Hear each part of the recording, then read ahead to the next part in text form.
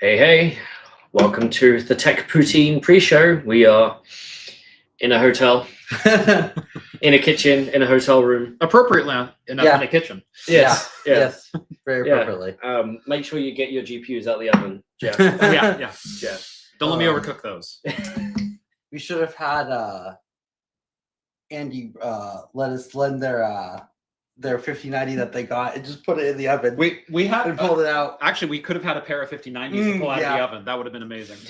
Did you see that they? Everyone, we're at GCC this week. NVIDIA event. They posted on Twitter that if you went to the the merch booth, they had 5090s for sale at MSRP. At MSRP, yeah. We both know someone who went and bought them. So we personally know of 2 people who went and bought 5090s this week. How early did they have to stand in line? 6 in the morning. He got there at 6, and he got the very last ticket for buying a 5090 yesterday. They gave away tickets. I thought he was there at 8:30. No, he was there earlier than that. It was 8:30 to pick it up. For Yocto? Yeah. No, he was there at 8:30. Was it 8:30? Yeah, he messaged me. He parked at 8:28. Okay. And then you're thinking of Andy. Oh yeah, Andy. Who today got there. So it's like 990 a day, wasn't it? 90 yesterday, 90 today. Units. They had 1,000 GPUs total. There were 360 5090s and 640 5080s. Okay. I thought it was 1,000 each, but no, it was 1,000 total. Okay. Yeah. It's all I saw was the official NVIDIA account talk about them, and it's like, no, I've got other stuff that I have to do. Yeah. It's if you've casually got a couple of grand to drop on a GPU at an event like that. Mind you, the ticket for the event is more than $2,000. Yeah, exactly. So I'm surprised the ticket didn't come with a free GPU. In years past, they might have done that, but no, they haven't. Apparently, it's the more people that are going to come to your show, the more the ticket costs. Yeah. So, I mean, don't you know the more you buy, the more you make? No, it's still the more you buy, the more you save. This is Jensen's paradox. That's right. This is Jensen's paradox. So, if you haven't guessed, we've spent all week here in the Bay Area at GTC, which is technically the Graphics Technology Conference, not the GeForce Technology Conference. Or the Game Developers Conference, which is happening 30 miles that way. I think they acronyms. I think it's just GTC. So it's like CES. Yes. Right? It used to mean Consumer Electronics Show. Right. And now it's just CES. Yeah. Didn't ARM do that as well? Maybe. Advanced RISC machines, and now it's just ARM. Acorn RISC machines. Yes, there we go. Yeah. Whereas AMD is still technically Advanced Micro Devices. Yeah. Microstar International. Yeah. Well, they haven't gone on a let's de-acronymize. The branding. Yeah. And this is the once a year show where last year was 20,000 people. I heard this year was 25,000 people. That's what I was hearing. I heard 25,000 plus. Yeah. We'll get into it, but it felt a bit different this year. Did you come last year, Jeff? I did not make it last year. Yeah. This is my first GTC, so Okay. Well, it's only my second. So yeah. So wealth of knowledge. Ooh. Yeah, wealth of knowledge. And that's pretty been much the full week. There's been some other news, some other tech boxes we'll get to. Jeff, we call our little, let's follow up with the small news stories as tech boxes. Okay. Rather than tech briefs. Yeah. Boxes are for real, man. It's okay. I feel like I'm already being a bad influence. Real men have boxes. Piles and piles of empty GPU boxes. Right. Yeah. This is a message for everyone out there, myself included. You can throw your old iPhone boxes away. It is okay. Unless they're review samples. And then they might have to go back. Yeah. Or the one instance where I had my bag stolen in Barcelona. And the police said, we found a bag with your business cards in it. Can you tell us what was in the bag and the serial numbers? And you think, if it was anything else, you'd be like, what serial number? I've thrown a box away. Right. But because they were all review samples, Yeah.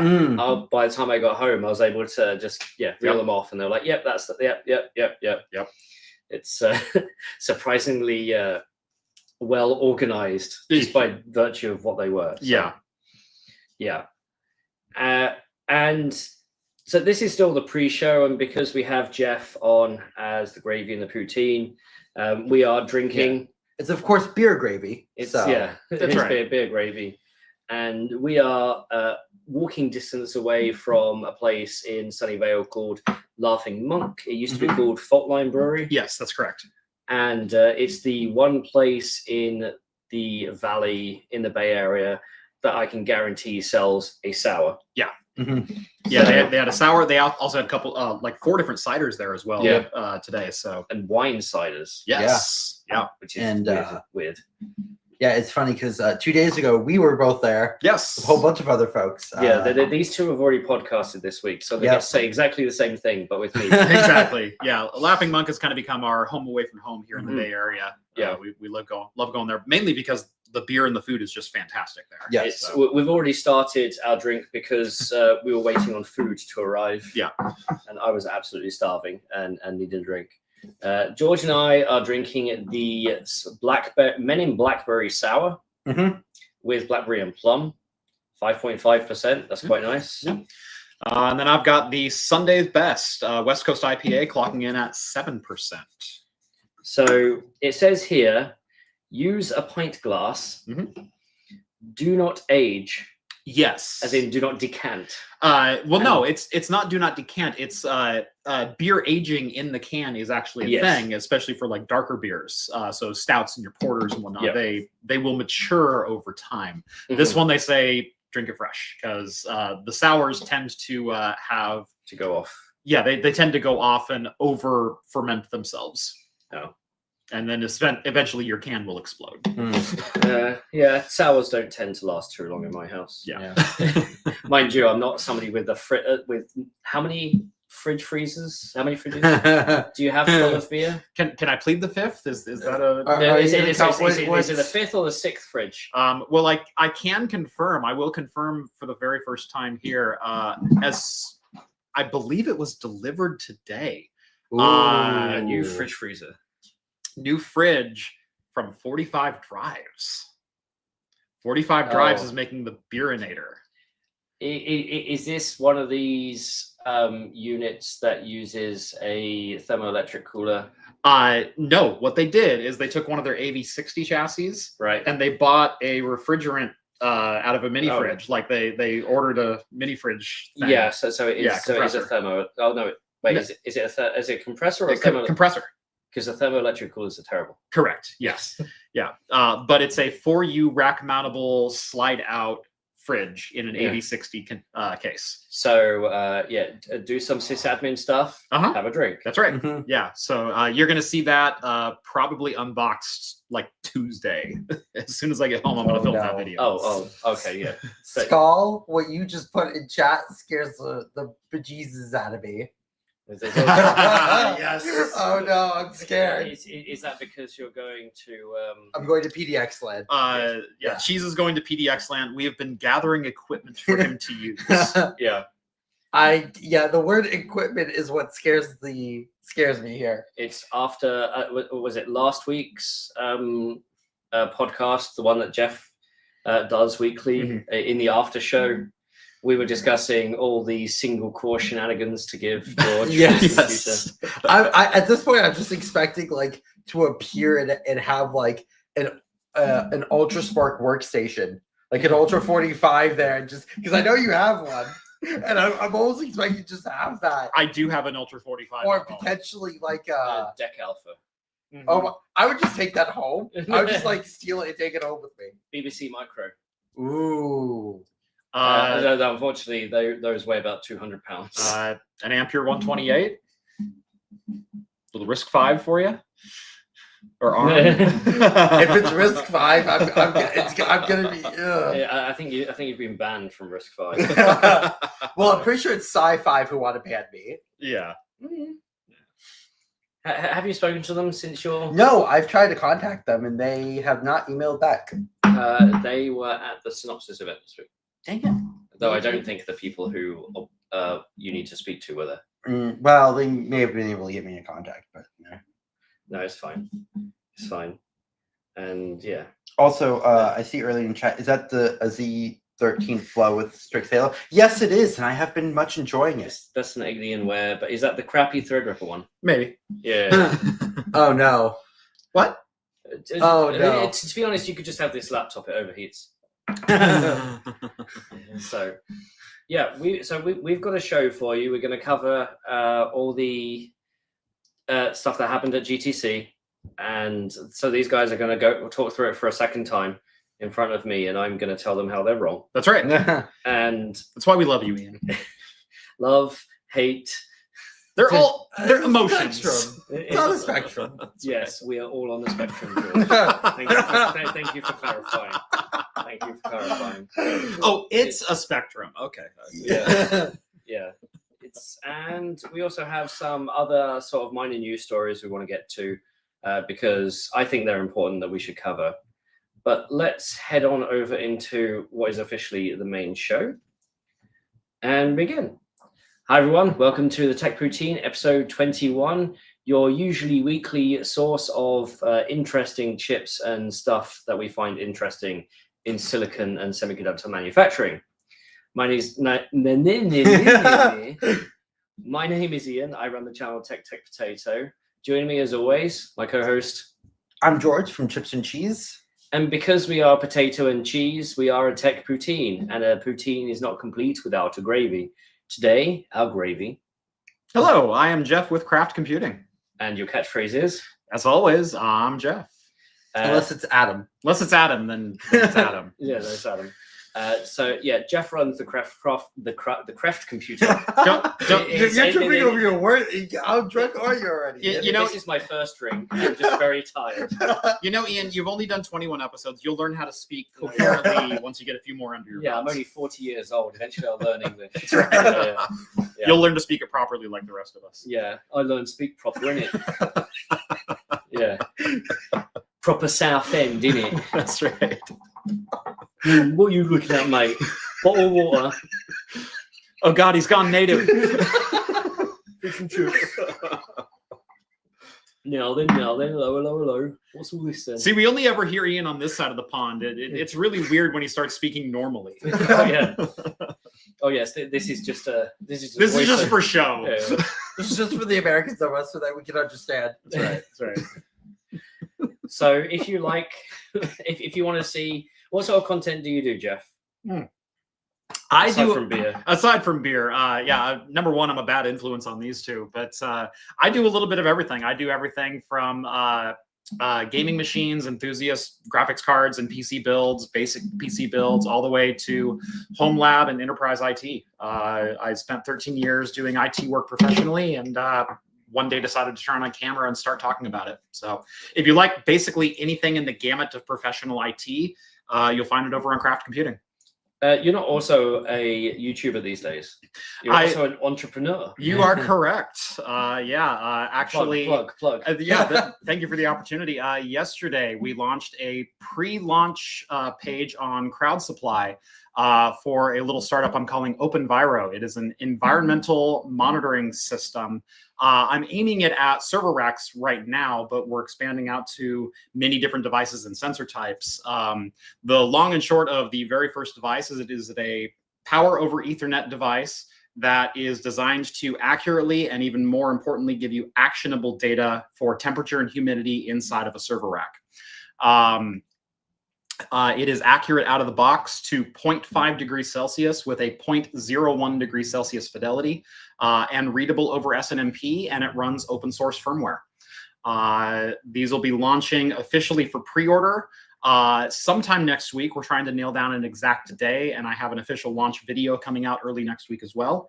Yeah, this is the first of hopefully very many products to make managing IT easier and more accurate. So I've got the Crowd Supply link webpage up online. It's very green. The green right now is just a placeholder. We actually have aluminum panels. They were delivered on Tuesday. Okay. And I was here, obviously, but those were our late-stage prototypes. The final version will be a full aluminum enclosure. And what does OpenViro stand for? OpenViro stands for Open Environmental Sensing. And so, like I said, our very first version is for temperature and humidity. They are very, very highly accurate out of the box. And the graphs on screen right here are really what sells this product. The top graph is from an APC environmental monitoring card. A lot of you are probably familiar with those in UPS units. It's what we deployed professionally for years. They cost anywhere between $400 and $600 to deploy per rack. And they give you a 1 degree Celsius fidelity. So you end up with a sawtooth or stair-stepped looking graph like this. It's great for postmortems if you have an HVAC supply failure and you can go, oh, right here it started getting warmer. But in real time, you don't know which direction your graph is facing. Have you solved the problem or does the problem still exist? The graph on the bottom is OpenViro, a sensor placed 2 inches from the APC probe, the exact same time, the exact same scenario. These graphs were recorded side by side, and as you can see, very, very smooth charting. And in fact, I'm going to point to Ian, those little nubbles right there. That's where I opened the door to the rack. That's how sensitive they are. Again, trying to make the data actionable and accessible. And so is that once per minute versus once per second polling rate? No, these are both once per minute polling rates. This is a 24-hour period for both charts. So this is just because of the fidelity. Just because of the fidelity of the sensor. Yeah, that's exactly right. Yep. And the open in OpenViro stands for open source. Open source. The firmware is open source. It's going to be GPL licensed. There is going to be a little bit of explaining to do because I am going to do a CLA, which is a contributor license agreement. If you contribute to the source, it is going to be owned by me. And that is specifically because we are eventually going to be developing a professional version of this product aimed at data center customers, in which we will have secure boot, secure ROM firmware. We need to be able to own the code in order to make sure that the data center products are locked down. So there will essentially be a community and a professional version of this product, not unlike TrueNAS or other, multi-split companies like that. The open source community hates hearing that, but there is a very good reason for that. But there will always be an open, free community version of this product as well. It's also, you are an individual with a family that needs to be fed. I have bills to pay. I'd love everything for it to be free, but it just can't be that way. How is YouTube these days as a business? Yeah, there's a reason I'm there. The line I've been loving to give lately is I didn't think I spent enough time running one business by myself, so why not start a second? Yes. It turns out the reason is I need to pay my mortgage. That's exactly right. So YouTube, I hate being fully reliant on YouTube. And not only is this a very needed product in data centers, but also gives me an opportunity to diversify my income and bring a little more income at the side. But if you like this kind of thing, OpenViro is actively investigating a multitude of sensors, including indoor air quality. We're looking at fully waterproof sensors for potentially agricultural use. If you have greenhouses and whatnot, you want to keep accurate data there. We're looking at per power plug power sensing in like power distribution units. So if you have a colo location and you want to charge customers per device on the power that they use, not just the rack space that they utilize, we want to give the same level of fidelity to those situations as well. You don't need to do an intro video. You can just click this. Yeah, I know. This is perfect. Perfect. I need to bug you for one for my room. Oh yeah, just so I can measure the temperature in that room because it can get sweltering. Absolutely. What's funny is my developer isn't even using it in a server rack. He is using it. He cut a hole in his ducting and he duct taped one on either side of his furnace, so he has intake and exhaust temperature of his furnace, so he can see the heating efficiency of his house. Cool. Yeah. Okay, so let's move on to the main topic of this episode. GTC, NVIDIA's annual get-together. You guys both came as press. I came as an analyst. Slightly different programs for each. I mean, the show is, we said in the pre-show, 25,000 people. It feels even though that's an increase of about 25% on last year. Mm-hmm. Last year felt packed. This year didn't feel as packed. Mm-hmm. And I think that's because they just had more space with stuff in Mm-hmm. compared to previous years. I've heard people disagree with me. Mm. I've heard people say it was jam-packed and they couldn't move. My counter is, I go to CS, I go to Computex, it's really bad. This time, I was able to walk from point to point without too much hassle. The floor was so this is my first time at GTC. Jeff, I think it's also your first time at GTC. Well. This is your second time at GTC. The floor, so like the exhibit floor, entering it, it did feel kind of like a bit of a zoo, but that's normal. Once everybody was distributed, it didn't feel that dissimilar to like SC24. Really? Supercomputing 24. It feels denser than supercomputing can get busy at the end at when it first opens because there's beer and food. Yeah. And it was the same here. Yes. There was beer and food. So but it was not a CES or a Computex. No.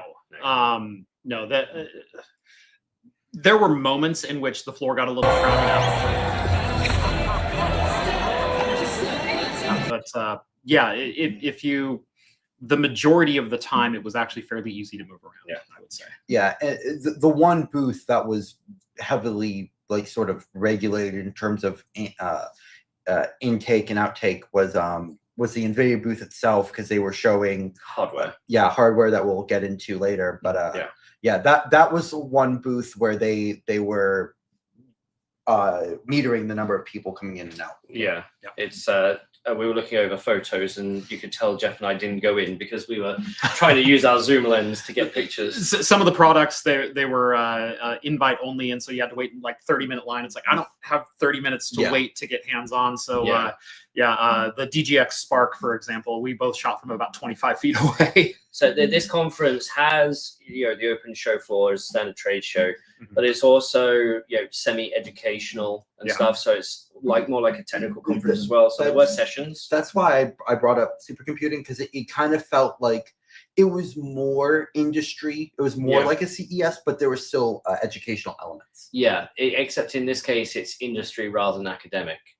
Whereas supercomputing may be a mix of both. And the IEEE conference is a mix of both as well.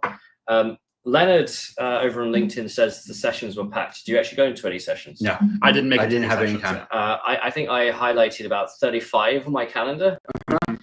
Some of them obviously collided with each other, let alone all the other stuff.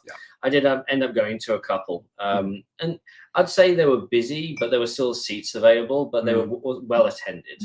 Right. And part of the issue with that is, if you have the equivalent of 30 different tracks in the sessions, you have to gauge how many people, and so what size room do you need?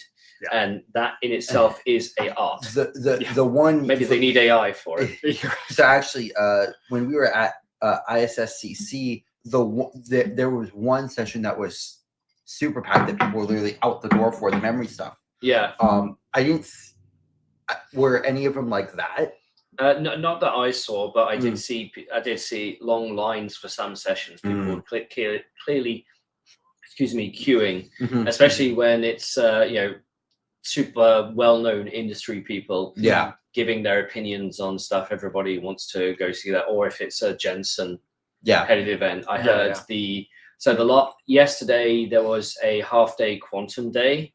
Now you would think GTC, it wouldn't be a quantum event. And this is because back at CES at the beginning of the year, Jensen made the comment that quantum computing is still 10 years away, and all the stocks from all the quantum computing companies dropped 60% overnight. So of course people went, why did you say this about quantum? And he said, Jensen, in the analyst Q&A that we had, he turned around and said, look, my friends called me and said, why did you say that? Our stocks have dropped. And he went, you guys are public? You're 10 years away from a product. How are you public? So the quantum day was essentially announced a week after he made those comments back at CES. and it gave a chance essentially for the partners of NVIDIA, the quantum partners, to have their say on stage at an NVIDIA event, with Jensen being the host of a panel, which is way above what he should be doing. Yeah. But it was essentially, the NVIDIA apology to something that may be part of their revenue generation beyond AI in a decade. So yeah, that happened. But most of the show, the show technically started before the keynote with a few sessions, but realistically, the keynote is where the bulk of people who wanted to go. I heard there were people queuing from midnight. Yes. Oh, yes. Yeah. So the conference itself was in the San Jose Convention Center, but the keynote, as it was last year, was held at the SAP Center, which is a couple of miles down the road, which it has seating for about 17,000 people. I know you two guys didn't go. No. I heard you had I had a meeting with Dell, and you were landing. I was on the tarmac Yeah. at 8:30. So I made it to my hotel at 9:30, and it's like, should we head over there at 10? It's like, don't bother. No. It's so for the analysts at least, they said the bus to leave. So the keynote was set to start at 10. And the hotel is also, only 2 miles away. But they said the shuttle to go to the SAP Center is at 8 o'clock. So 2 hours before the start. And we got there because relatively little traffic at that time, and it was fine. But they also said it's going to be busy, so make sure you also go to the bathroom before you take your seat, because if you stand up, somebody will likely take your seat. Thankfully, it was a lot more organized than that, because last year there were lots of issues in planning, but they did a really good job this year. But we did end up sitting down for an hour and 45 minutes before the start of a 2.5 hour. There was a time where NVIDIA keynotes was directly proportional to the share price. For a few years in the late 2010s. Unfortunately, 6-hour keynotes wouldn't fly today. But they have done an almost 3.5 hour keynote before. Along those lines. The keynote this year, I was there, and last year's keynote was great because he essentially laid out a 4-year roadmap. Right, all the way out to 2027. So normally when a company does that, we expect them to not update the roadmap until that roadmap is almost complete. We saw this with AMD and Ryzen and Epic, and Zen 1, Zen 2, Zen 3, and then 4 and then 5 got added to the road eventually. What Jensen did this time is the first hour was pretty bland, and a lot of people said so, and the stock price also went down as a result. Then the next hour was just hardware, announcement. And the stock price went a little bit back up. So it was the first hour was AI tacos, run of the mill, and the second hour was pretty good. Jensen did come out with this. This was just before the start. I need somebody to meme that. And just so it says, instead of it just one T-shirt, it just says AI. or in this case, token. Well, that's the thing, right?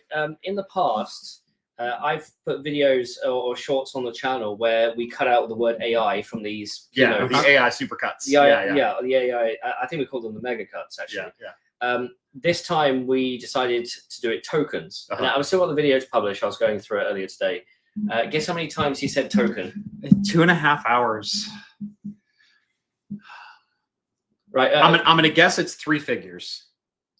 So just to put it into context, when I did the AI Mega Cut series, which was pretty much 23 into 24. The highest number of AIs was per unit time was Intel did 206 in an hour. The lowest was Apple, who did 7 in an hour. I think the company that had the highest number was AMD, who had 250, but that was over 2 and a bit hours. So in terms of density, Intel won. So I'm gonna guess a density number here. I'm gonna guess 85 per hour. Okay. Price is Right rules. So the highest without going over. I'm going to say If you say 86, you're. I was gonna say 86. I know you were, but. Let's say 200 in a total, so about 70 per, about 60 per hour. So it was actually 85 total. Oh. So 43 per hour. Yeah. So we both went over. Yeah. Yeah, So that being said, he did say it a lot more often than he said AI. Yeah.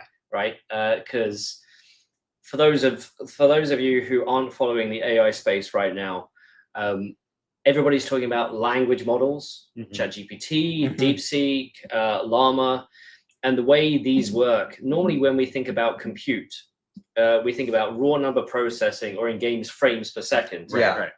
In this case, the token is the frame. Yeah. It's the unit of compute, essentially. It's the generated output. Yeah. So now the conversation is pitching to how many tokens per second, how many tokens per second per user, how many tokens per second per system, how many tokens per second per dollar. I mean, we've all seen people do graphics card reviews where they try to do FPS per dollar. Yeah. Right, frames per second per dollar, just to try and find out which GPU is the most cost benefit of the stack, and usually it's the $100 one because going from the $100 to the $800 one was the difference between 100 frames a second and 140 frames a second. Yeah. So exactly. If you want 140, exactly. So Shaheen in the chat says the good friend of both Ian and I's. First hour was explanation / justification of the strategy. Second half was what products that strategy would lead to. Just the first hour, at least for me personally, paled in comparison to the second hour because products. Which... they did have a large number of financial analysts there, perhaps almost a similar number to the press that they invited. And I mean, this NVIDIA's turned into we need to play the markets company as well. For as much as a $3 trillion company can. So, but there was a lot to talk about from the launch perspective. I'll see if I can bring up an image here. This. Hit me, George. We're getting more beers. Here we go. I'm going to start off with the big, let's cover everything. This is the roadmap. So the thing that Jensen did, unlike what AMD and others have done in the past, is he spoke about what was new, but then also added another year onto the roadmap compared to last time. So instead of stopping at 27, it's now into 28. So in this case, it was, let's talk about what the GPUs are at the high end. Let's talk about what the CPUs are. Let's talk about how we scale up and connect more GPUs into one. Then how we scale out, how we connect more racks together as well. And there ended up being a lot to talk about. And I've been speaking about this, for ages. So but it's can I have a 30-second rant? Go, please. Okay. Why is the Vera CPU being paired with Fineman? It should be Richard. Let's talk about stuff. We get to that rant when we get there, and I think that's actually I know it's a silly little thing, but it's NVIDIA has this need to name their platforms after key people in STEM.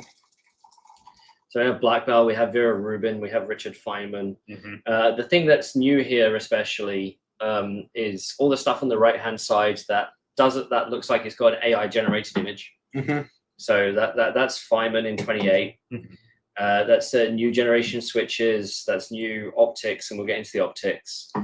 The thing is, we knew most of this. If we start from the left-hand side, and hopefully you guys can see this, and hopefully it's coming through at high fidelity. We knew NVIDIA Blackwell is launched.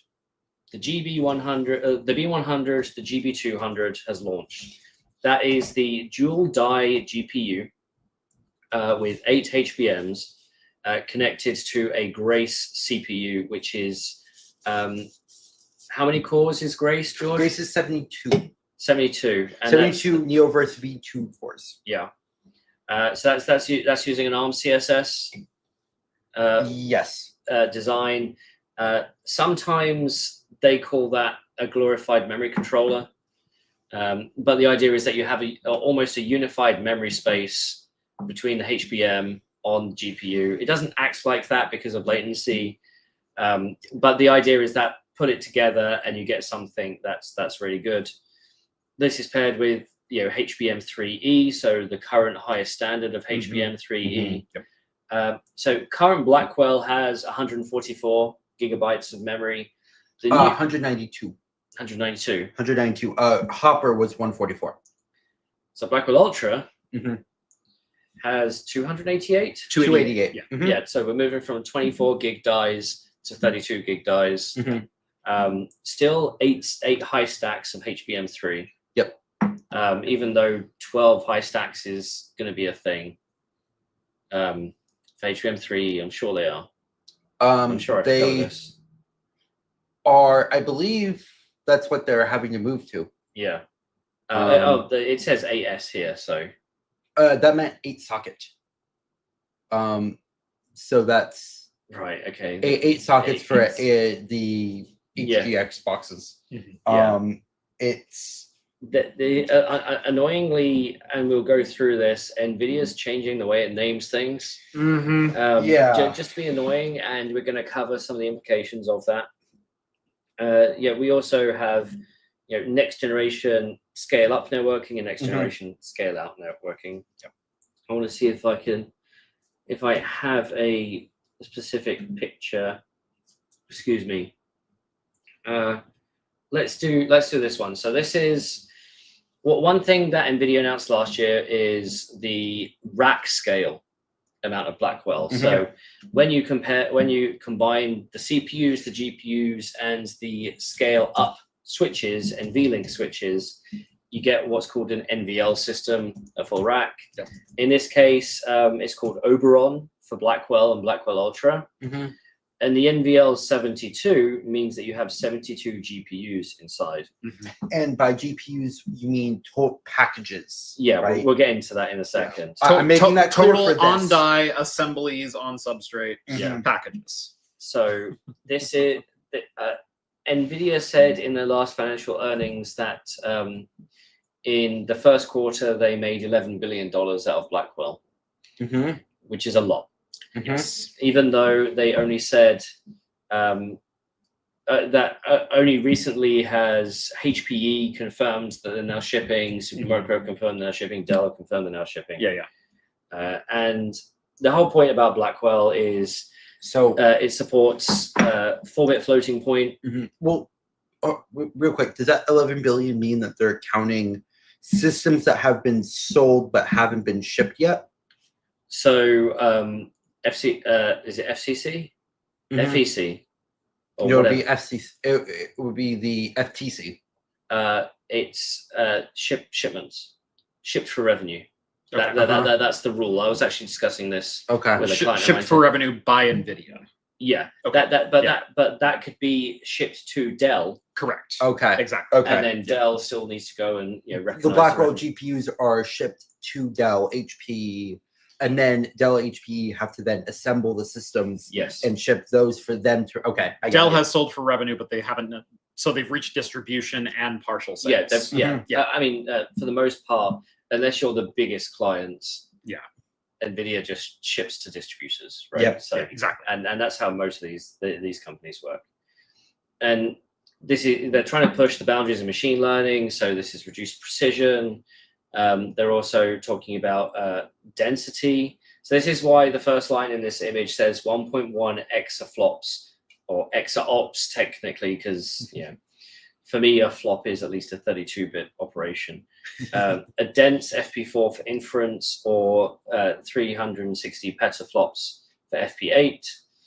The thing here is that Blackwell Ultra actually has a slight change in the architectural design, because it supports new instructions. But also, isn't this the one where they are kind of essentially kicking out FP64 and FP32 out of the design? So they can't kick out FP32.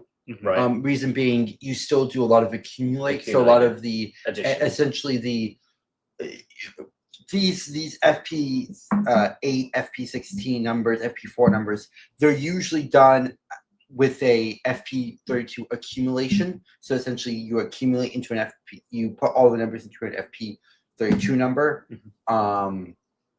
So you can't kill FP32 entirely. FP64, on the other hand, they could cut. And some people would argue they have. Yeah, you can tell that it's likely less of a focus for NVIDIA over all the AI data types. Yeah. I'm sorry, I'm adding pictures here, so because I can only queue up 10. It's really annoying. But yeah, so the whole point is this big system is meant to act like one GPU. Yes. Or to your operating system, it would look like one GPU. Except that's not how it actually works. No, I know, but it's because meant to. There's not one operating system. There's 18 different operating systems. So each this sounds like Final Fantasy VII. If you know the history behind how that was made, because that's 5 different game engines. Oh yes, yeah. And you've got the overworld map, you've got the menu system, you've got the battle system. It was essentially, we have something stable, launch. Yeah, and turns out it's incredibly broken. Right, exactly. But the first Pokemon Red and Blue, similar thing. Right, it was a kludgy mess that somehow stood up on its own. It was the screen shakes and a battle initiates, which means it actually closed the application and then loaded the battle menu and then loaded your assets out of save. Yes, and then closed that application when the battle concluded. Yeah. So you're saying it's like that, George? Yeah, basically, what it is that there's 18 system images. And is that one for every? Because there are 18 compute drawers. Yes, it's one for every compute drawer, essentially. And then from there, there's, I don't quite know how they do it, but basically the CLI that you are presented will show up with, the command line that you're presented with will show up with all 72 in NVIDIA SMI, which is essentially system management. So you'll see all 72, but it's not really running all 72 on the same system. It's weird. They have a lot of background management that does it all for you, and they also they introduced a new one called Dynamo. Which is essentially, for lack of a better term, a new operating system that runs at the top level that does a lot of the memory management for inference for you. That's the goal. It doesn't always do that. Yeah, so it's just So it's just a memory management. Okay. I hadn't been clear on what Dynamo was. Yeah. It's, we could get into it if you want.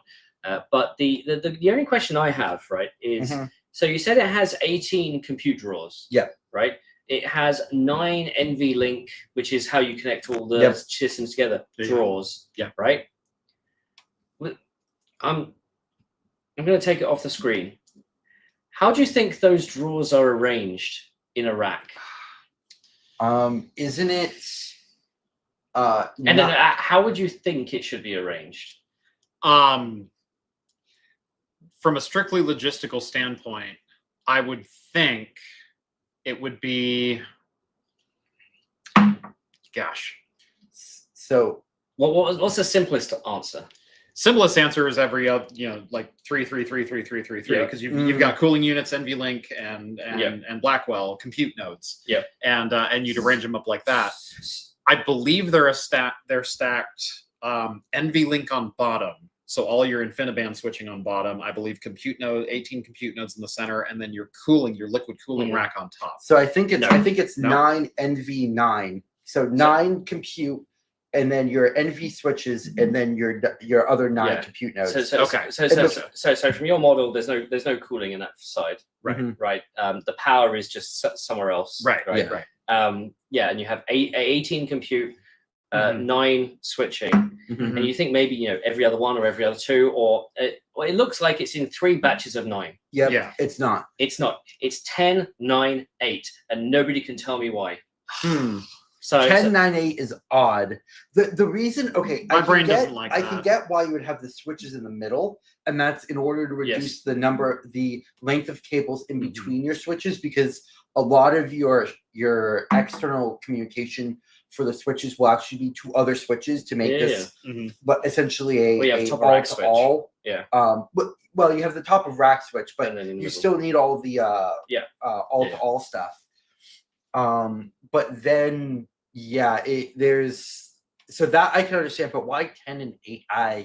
It's I noticed it last year when they announced it, and I still haven't got an answer. But yeah, hey, whatever. But this is essentially the upgraded Blackwell chip called Blackwell Ultra.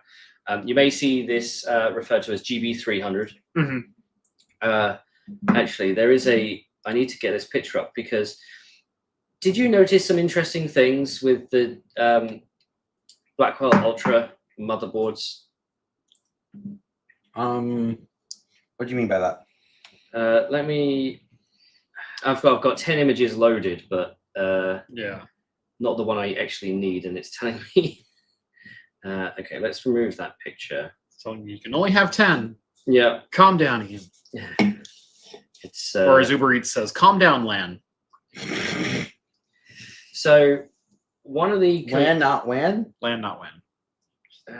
And somehow it managed to let me have more images, of course. And so hang on. Dr. Lehman and Dr. Moritz in chat says it sounds a bit like POCL remote, which also makes the GPUs of other remote servers appear as if they were local GPUs, but still separate GPUs with separate VRAM for each. Yes, they're still separate. They still appear as separate GPU memory pools, essentially, different NUMA nodes, if you will. That, as far as I'm aware, is still how it still behaves. Yeah. So the picture I've got on a show here is one of the GB300 trays. Right. So we have 4 of the Blackwell Ultra GPUs. We have 2 of the Grace ARM-based CPUs. At the bottom, you have 4 of the NVLink, or are those the Connect? No, those are the NVLink connections. Or no, those are the ConnectX connections. The ones on the back of the NVLink. Correct. So, correct. Yeah, the orange stuff at the top is the NVLink. Do you notice anything weird about this? Is that SOCAM on either side? So one of the, let me see if I can, one of the new things introduced because the one thing I didn't get really close visual access to was one of these trays. Yeah, like I held just about everything else on the floor. so this was at the Micron booth. Okay. Because Micron are the partner, the primary partner for this. Samsung also has it. So you can see here, this is a CPU flanked with, normally it's flanked with 2 sets of LP-DDR memory. Right. Something like 400 gigabytes or whatever. Yeah.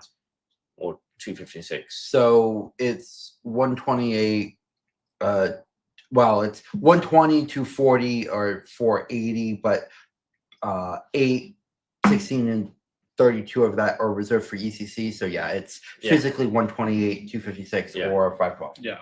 But the thing is, with LPDDR, in pretty much every scenario we've ever seen, it's a soldered down technology. Yeah, correct. Right. The one sort of was the JEDEC spec called LPCAM and LPCAM 2. Yes, which is used in some Dell notebooks. Yep. Yeah, it's and some motherboard companies have tried to do either that or something similar with regular DDR memory, but it's still to take off and still, Yeah, I believe Asus and Gigabyte both had boards at CES that had LPCAM for desktop CPU. Yeah.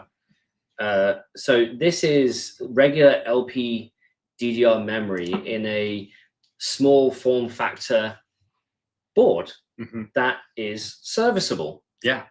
So if one fails, you can replace it. If it's soldered down and it fails, you can't. Correct. However, it also allows for different capacity skewing. Right. So this means if this takes off, it means any system that uses LP-DDR memory. So because these are smaller than LP-CAM. Yes. Right. There are other, because it is for servers, there are some additional components in there as well. Right. It's also high density, right? You don't always need the density. Right. But it means that any mini PC that uses a notebook chip in the future that is limited on space can use something like this. Let's see if I can bring up another image, because I actually I spoke to the guy at Micron who is actually the PM for this product, but he said he's only PM for like another couple of weeks before he goes on to the storage team. So under our good friend James Myers, who's the guy with the bow tie, who used to be the Optane guy. Yes. Okay. Yeah, so he now does storage at Micron. Okay, gotcha. So so this is really tiny. So is this going to be an open standard? It's currently going through JDEC. Okay, so this will become a JDEC spec. Good. Okay. Yes, though it is quite early on. Okay. The fact is that NVIDIA have kind of driven it through. Apparently, it sounds like one of the limiting factors on GB200, the regular Blackwell, is that users wanted differentiation with this. And if you want to see what the back looks like, let's see if I can get an in focus shot. Samsung had a different back to their memory than this. Theirs was just regular pinpoints, regular LGA. This looks like it's the one before that. And as you may expect, of course, I have to do this. The nom noms. Upload. Hurry up! Go! There it is. Yeah. And this is the guy to the right who's in charge of it, and obviously the people behind aren't impressed. Going, is he eating chips? It's really funny when I do that and people don't know that that's what I do. Right. On the show floor. I've had nobody run to stop me yet. I did finally get yelled at for touching a product. We walked into the show floor. The floor opened on Tuesday, and we walked in. And I believe I went to the Samsung booth, and they had one of the 6,000 Max Qs there.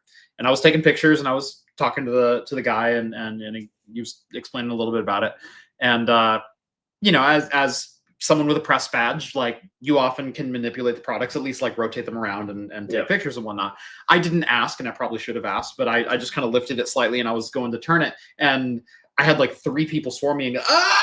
Yeah, because they thought you were gonna take it. Right. Yeah. Exactly. Sorry. So this is the picture of the module inside the booth. In order to actually hold it, I had to ask the guy, "Do you have one I can hold?" Yeah. And he's like, "Anna, like, you know who I am, right?" Yeah. And no, like, "Do you know who I am?" Right. But the guy sounded like he'd seen all my stuff before. And it's like, "You know what I do with chips, right?" And he's like, "Yeah, go ahead. Nice. I've got one for you." Yeah. This is the one from the Samsung booth.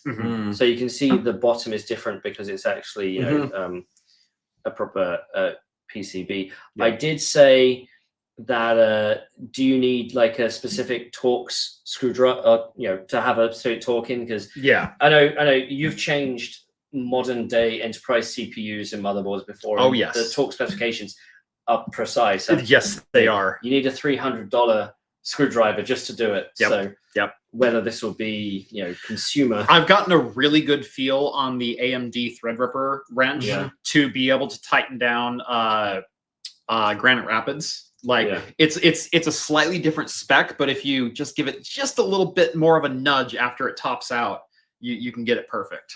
Yeah. Don't you mean Granite Ridge? I said what I said.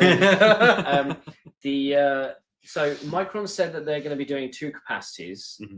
I think they said 64 and 128. The 128 was going to be LP-DDR 5x 6400, and the lower capacity was going to be 8533. Okay. Just because more capacity, you probably have to run slower to work. Yep.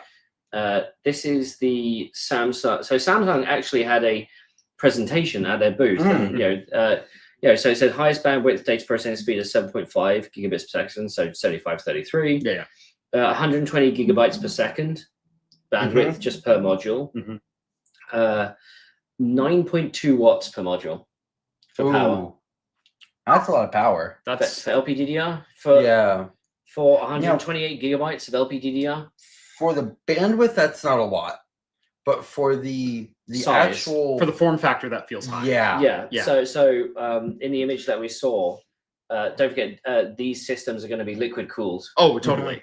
Which makes you beg the question: are they serviceable at all? Right. And so are they there just for skewing? And NVIDIA's official line is servicing. Right. Well, I'm sure it's both. For them means skewing to some degree, right? I am sure it's both. Because in the past, if one of the RAM modules on your Grace Hopper board has failed, it has been $40,000 down the drain, or you find a specialty shop to resolder a board for you, which means you don't. Well, to heck with the time. The time is not the cost isn't the cost to fix it is the problem. It's the time that it's down. I would argue it's not only the time it's down, it's also the revalidation of that board, because it's a resoldering process.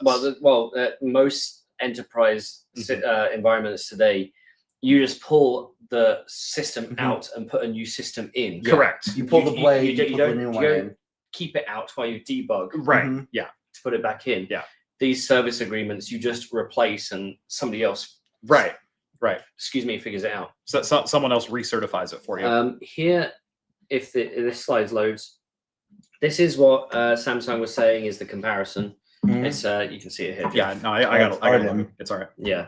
So between a SOCAM module and an RDIMM, the RDIMM module is 4 times capacity, but the SOCAM is 40% less power, but double the bandwidth. Yeah. So okay, this may sound weird, but SOCAM is only going up to 7.5 gigabits per second? No, so Samsung's SOCAM. Micron's was 8533. Okay, at the same capacity? Yeah, Samsung is doing 7533. At the same... No, so Micron's was at 64 gig modules. These are... Okay. Yeah. So Micron's are the only ones that are certified for Grace for Blackwell 300 right now. Blackwell Ultra.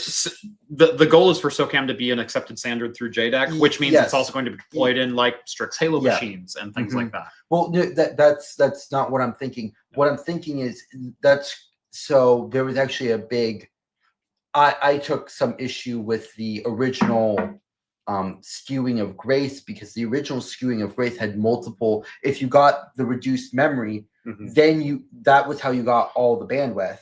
With more memory, you got reduced bandwidth, and it to some people didn't feel like an acceptable trade-off. So I'm wondering if they may be bumping that up in trying to get speed parity between the capacities. But it sounds like they may not quite have hit that yet. It's I will point out that the power consumption, that 9 point whatever watt number, that's if you're changing all the bits all the time. That's 100% utilization. Right. The point is that this is technically far memory for the GPU, not near memory. So you're going to be accessing the near memory, the HBM, often, and ideally the far memory a lot less. So it, because Power 666 Power says 2.3 watts per memory stack, which sounds a lot. These are also liquid cooled as well. On top of that, do you remember? You've seen systems with DDR and liquid cooling plates in the middle. Oh yes, you lose the density because you can't have high density memory modules next to each other. Right. So this is way to put one on top. Remember FB DIMMs? I'm pretty sure I have some at home. Yeah. Oh, I know. Yeah. What's funny is I was gifted an Optane stick, a PDIMM. Oh. So. Yeah. I've got. I have them in my servers. I've got. Oh yeah, you bought one or two. I've got two 512s in one of my servers at home, so I've got a terabyte of memory in that rig. It's TacoCat asks, and you'll be able to answer this. What happens to those recertified racks? Do they go back in the system? typically what would happen is you would pull a failed module, you would install a new module, and then bring the system back up, or hot swap them, or whatever the circumstance is. It's really up to the company or whoever they're servicing, or whoever their service contract is with. My guess with current like Grace Hopper and B200 style systems is they would probably go in for a reball with someone. They would pull the failed memory module, if that's specifically what we're talking about. That company would then recertify that, go through a full validation process, so the enterprise could then reinstall it later on. Or it would be, well, it's you get a replacement, and then the service center, or Supermicro, for example, right? They would just would they sell it to somebody else as used or as new? No, it would go. It would have to be recertified, refurbished. Okay. Recertified is actually the proper verbiage for that. Yeah. So it has been somewhere before. Revalidated as working. Yeah. And Power 666 on the SOCAM says if you can have connections on both sides of the motherboard, as in either side of the processor. Well, with Grace you can. I think what he means is no. He's saying both sides of the processor, not stacked. I think it would be more interesting if we talked about stacked. Like if you could have it on the back as well. You're right. So CAM and LP CAM can technically be stacked, right? That's why it has like that little cutout. And I asked about these, and the answer was no. Okay. I asked about SOCAM is literally designed just to be one. Yes. Okay. So there is that.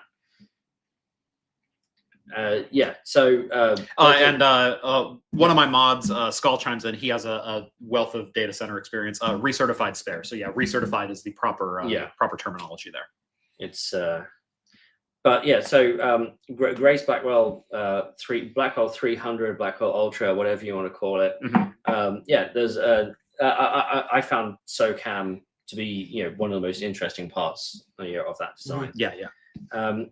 And if we go back to the roadmap, okay, so that covers the interesting stuff 2025 and kind of into 2026. And then we have 2027. This is the Rubin, the era of Vera. I just made You've been sitting on that. No, I just made that up. No, you've been sitting on that. No. How long did you rehearse that in the shower? No. You think I shower? No, I'm joking. The era of Vera. No. It's got to be lower than that. Hold on.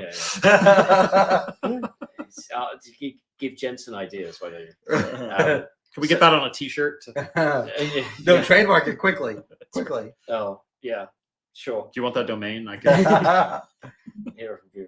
And it's important to remember it's Rubin, not Ruben. Yeah, Rubin.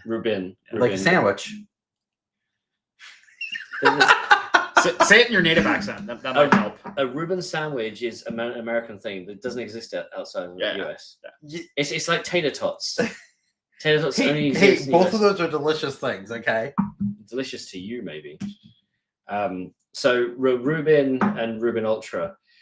Ruben, next generation, 26, 27, changes the game if you like the name. George, why is the naming of Ruben and Ruben Ultra systems going to really annoy everyone that ever existed? Oh no. Okay, here we go. So, okay. Well, it's not really with the Ruben generation. It's with the next generation. It's with Fineman. No. I'm talking about numbers of chips. NVL. Oh, and the NVL. This is the NVL discussion. Okay. Because it's not really 144 GPUs as you would so standardly think of it. So with Blackwell Ultra and Blackwell, we had one package. Yes, 2 die. So you had one package with 2 compute dies with a 5 terabit per second per direction link. That was counted as one GPU. Yes, that was one GPU. Now NVIDIA is saying that Ruben has 2 dies, 2 compute dies. I assume with a high bandwidth link. Yeah. Probably higher than 5 terabytes per second per direction. And but they're calling it 2 GPUs now. We've seen this before. Scaling. Well, no, bigger number better. Yeah, bigger bar better. Yeah, but no. So we've seen this before with another product from another company. It's called MI250X. but that legitimately did not have a high bandwidth enough link between the two GPUs, and it acted independently like two separate GPUs. If this and AMD didn't hide the fact. No, they didn't. Correct. Now, could we also make the comparison of even Granite Rapids showing up, or 6900P showing up as 3 NUMA nodes on a single chip? Like, is Intel selling a triple chip die, or are they selling one CPU? Well, they call it one CPU. Right. Yeah. They call it one CPU, but it's 3 independent NUMA nodes. Yeah. But NVIDIA is saying, hey. Yeah. And well, okay. So by this distinction, you could claim that MI300X is in fact 8 GPUs per package. So explain why it's not 4. So because you have 8 XCDs, or the actual compute modules, there's only 4 base dies. But in this case, the actual compute dies are the important one here. And so AMD has we have AMD 64 already. So the thing is, an AMD MI300X, it looks like it's got 4 compute die because it looks like quadranted. But the way that's actually, each one of those quadrants is 2 chiplets. Yes. On top of 1 base die. Yeah. 4 base die together, 8 compute chiplets, 8 HBMs. Yes. So that should be an 8 GPU according to according to NVIDIA's naming scheme. Which means that in an 8-node system, you have 64 GPUs. AMD 64. Yep. We're going back to the early 2000s. But yeah, it's a very annoying, a very odd way of naming things. What it does do is it makes the investor who isn't familiar with low-level architecture design, or just how you name stuff. They're going to go, oh yeah, no, this is twice as much. Bigger number better. Yeah. But in terms of certain ways of measuring it, it is twice as better, right? They're saying sure, but like so they're saying because it uses faster HBM4 memory, custom HBM4 memory as well, faster NVLink, faster chip-to-chip connectivity, faster ConnectX scale-out connectivity, and also improvements in the architecture, that it's more than 3x the Blackwell Ultra. Great. Okay, then by that case, then why aren't you calling it the NVL? What was that? 216. Yeah, like 260 or something. Yeah. Like I don't. And then they continue this with the Ruben Ultra stuff. Well, we'll get to that in a second. Okay. Because Ruben, will be a new architecture, new compute architecture. They're focusing on FP4 for inference, FP8 for training. So this will be a fully let's go train in 8-bit mode. Right? Yeah. Rather than the current narrative of you can train in 8-bit or 16-bit.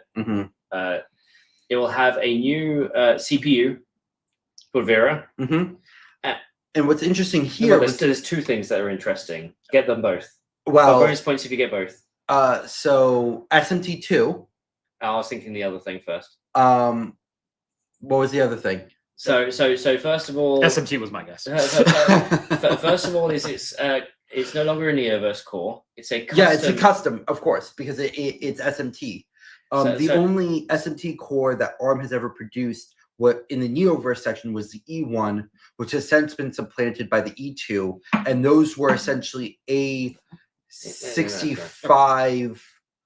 The E1 was an A65 core, which is which is a much smaller CPU than the V2 was. So of course this has to be an NVIDIA custom architecture, and it has SMT2.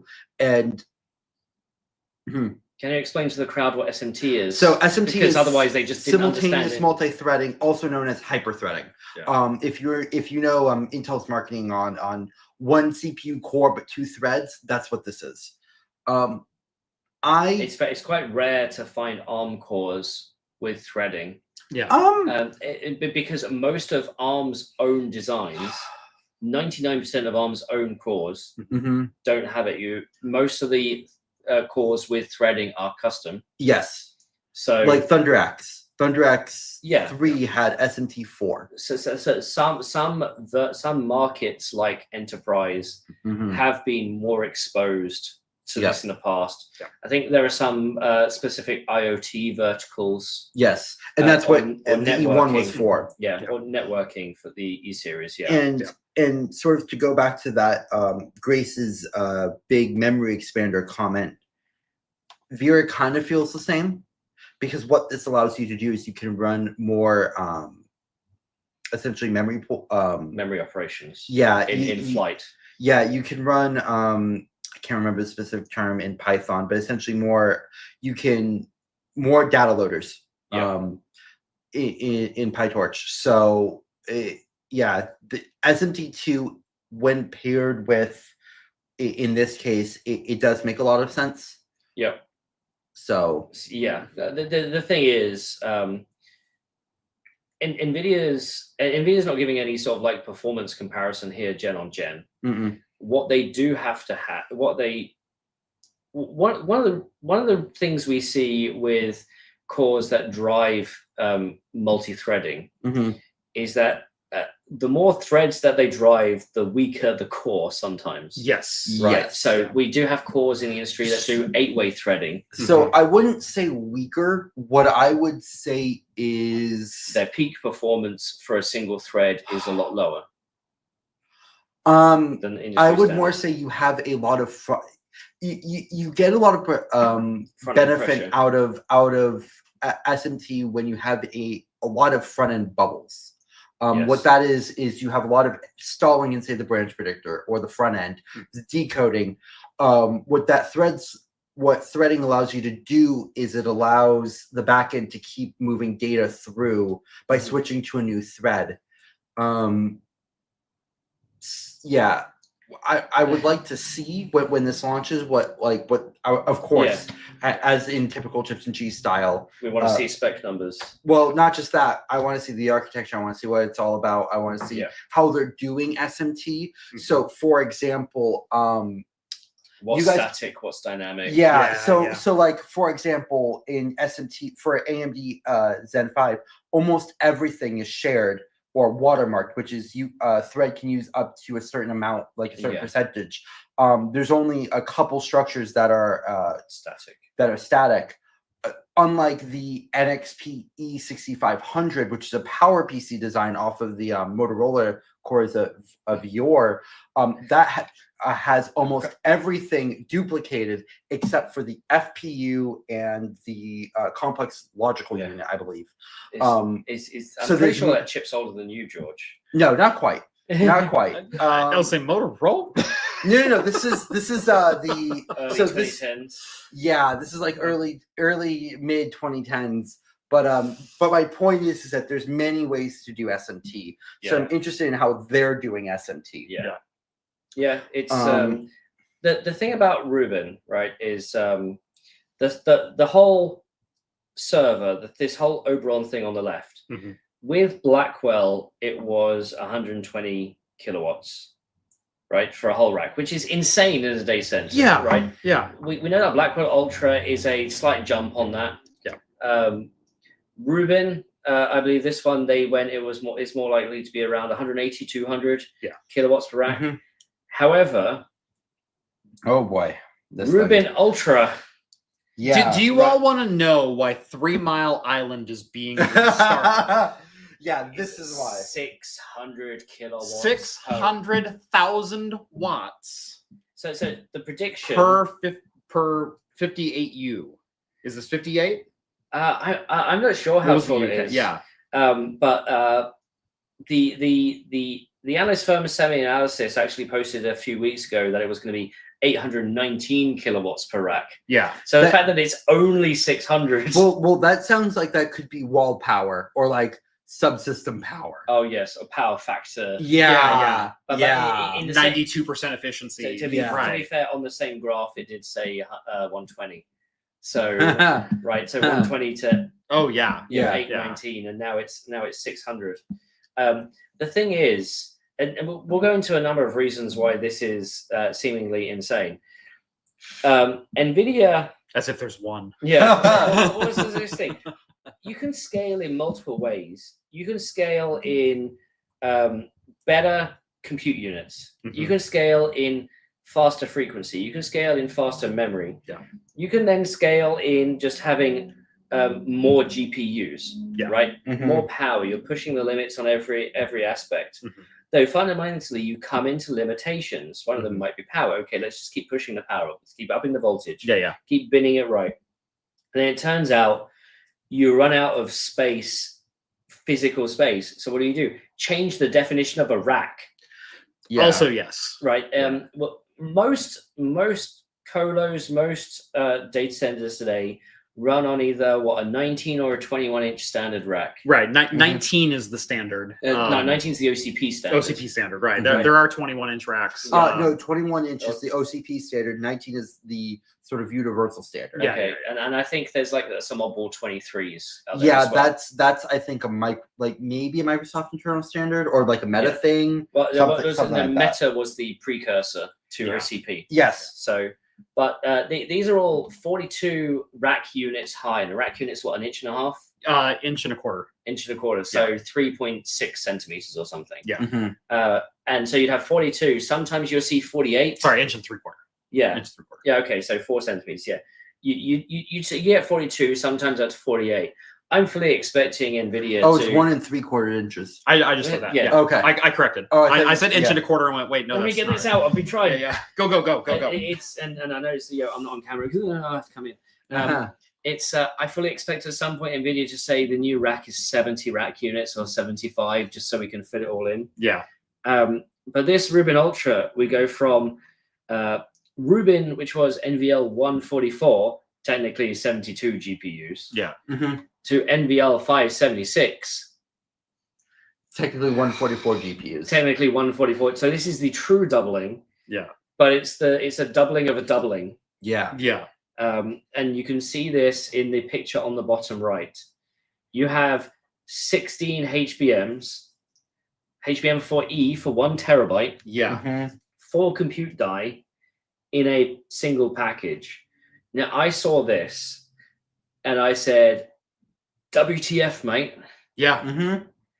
Righto. Oi. Oi, bruv. I am the tired, then take a nap. Then fancy missiles! Please tell me you know what I'm referencing. Yes. Yes. That was my college experience. That was well done. That was well done. It's but the problem is manufacturing has limits in terms of how you can build chips. We have chiplets, we have advanced packaging, we have HBMs, and one of the limitations is you have a reticle size. This is how much you can manufacture in a fab in one go without having additional connectivity. Yeah. And it's about 800 square millimeters, right? 858. Yeah, 858.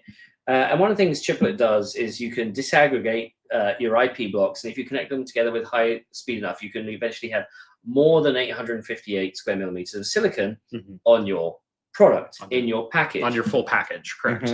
The thing is, the package itself is limited to how big you can make it because of the consistency of manufacturing a PCB. And I've actually got a product to show. Yeah, we're actually the idea of Ruben Ultra, and I think that's what Ian is going to get to, is we're going to start fighting the physics of the traces and the. Well, no, it's not. It's not even that. Okay. So if I can let's remove Here, this picture, right? What Jeff is holding up here. This is the largest package size that TSMC could make in 2022. It's 95 millimeters by 95 millimeters. Yeah. So this is a high performance chip. This is a high performance switch. For everyone that thinks Intel makes big chips. Yeah. Yeah. So this is. I like big chips and I cannot lie. Yeah. Big chips. I thought you were more of a cheese guy. Yeah. Hey, I can like both. I made it rhyme. Yeah. So this is over 10,000 connection points on an LGA. This is a switch chip. Yeah. Using advanced packaging. I bought this for $200. I may do a story about it. That's fun. But I just collect interesting chips. But the point is, this is the biggest package size that TSMC could make in 22. Mm-hmm. Today, it's gone up from 95 by 95 to 125 by 125. Yeah. Ruben, can I just ask, which corner did you nibble on? you can see the bite marks here. Oh yeah, there it is. Okay. Yeah. This thing is so much bigger than this. What we're seeing in this image in the bottom right looks like 3 of these. Yeah, just stacked vertically, but or horizontally rather. But the thing there is, it's easy to do a square. It's hard to do a high aspect ratio design. Yeah. In silicon and in packages, because you end up with a lot more shoreline for your area. So I've seen some. When I saw this in the show, I went, "What the hell? That package size is way too big." Yeah. What it may be 2 packages. Yeah. With a high speed. So you have in each package you have 2 compute die with a high speed link. Yeah. And then you have 2 packages, each with a high speed link. So you might have CoWoS and CoWoS. Yeah. Yeah. Yeah. Which I don't want to know the yield numbers. Right? Single digits of hope, let alone chips. Yeah. So, well, and on this 12-inch wafer. Well, also, if you want to do a funny thing, look at storage, right? And think how many layers go into your chip, and how many wafers are in that one chip. Ooh, a lot. Ooh, yeah. And how much is a wafer of one beta NAND? I don't remember what the current. No.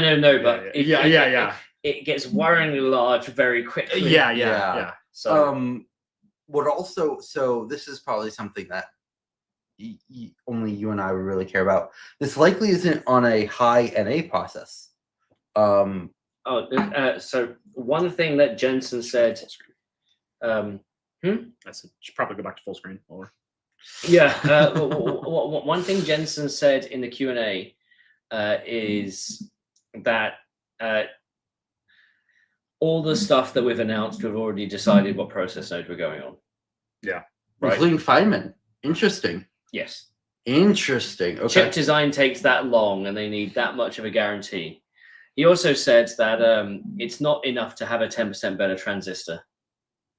You need to have a full stack. Okay. So that includes IP, packaging. Is that him indirectly? That's him essentially saying we're committed to TSMC. Yeah. Okay. That's what I thought. There's only one way that doesn't happen. Yeah. And it involves West Taiwan. Yeah. Coming in. It's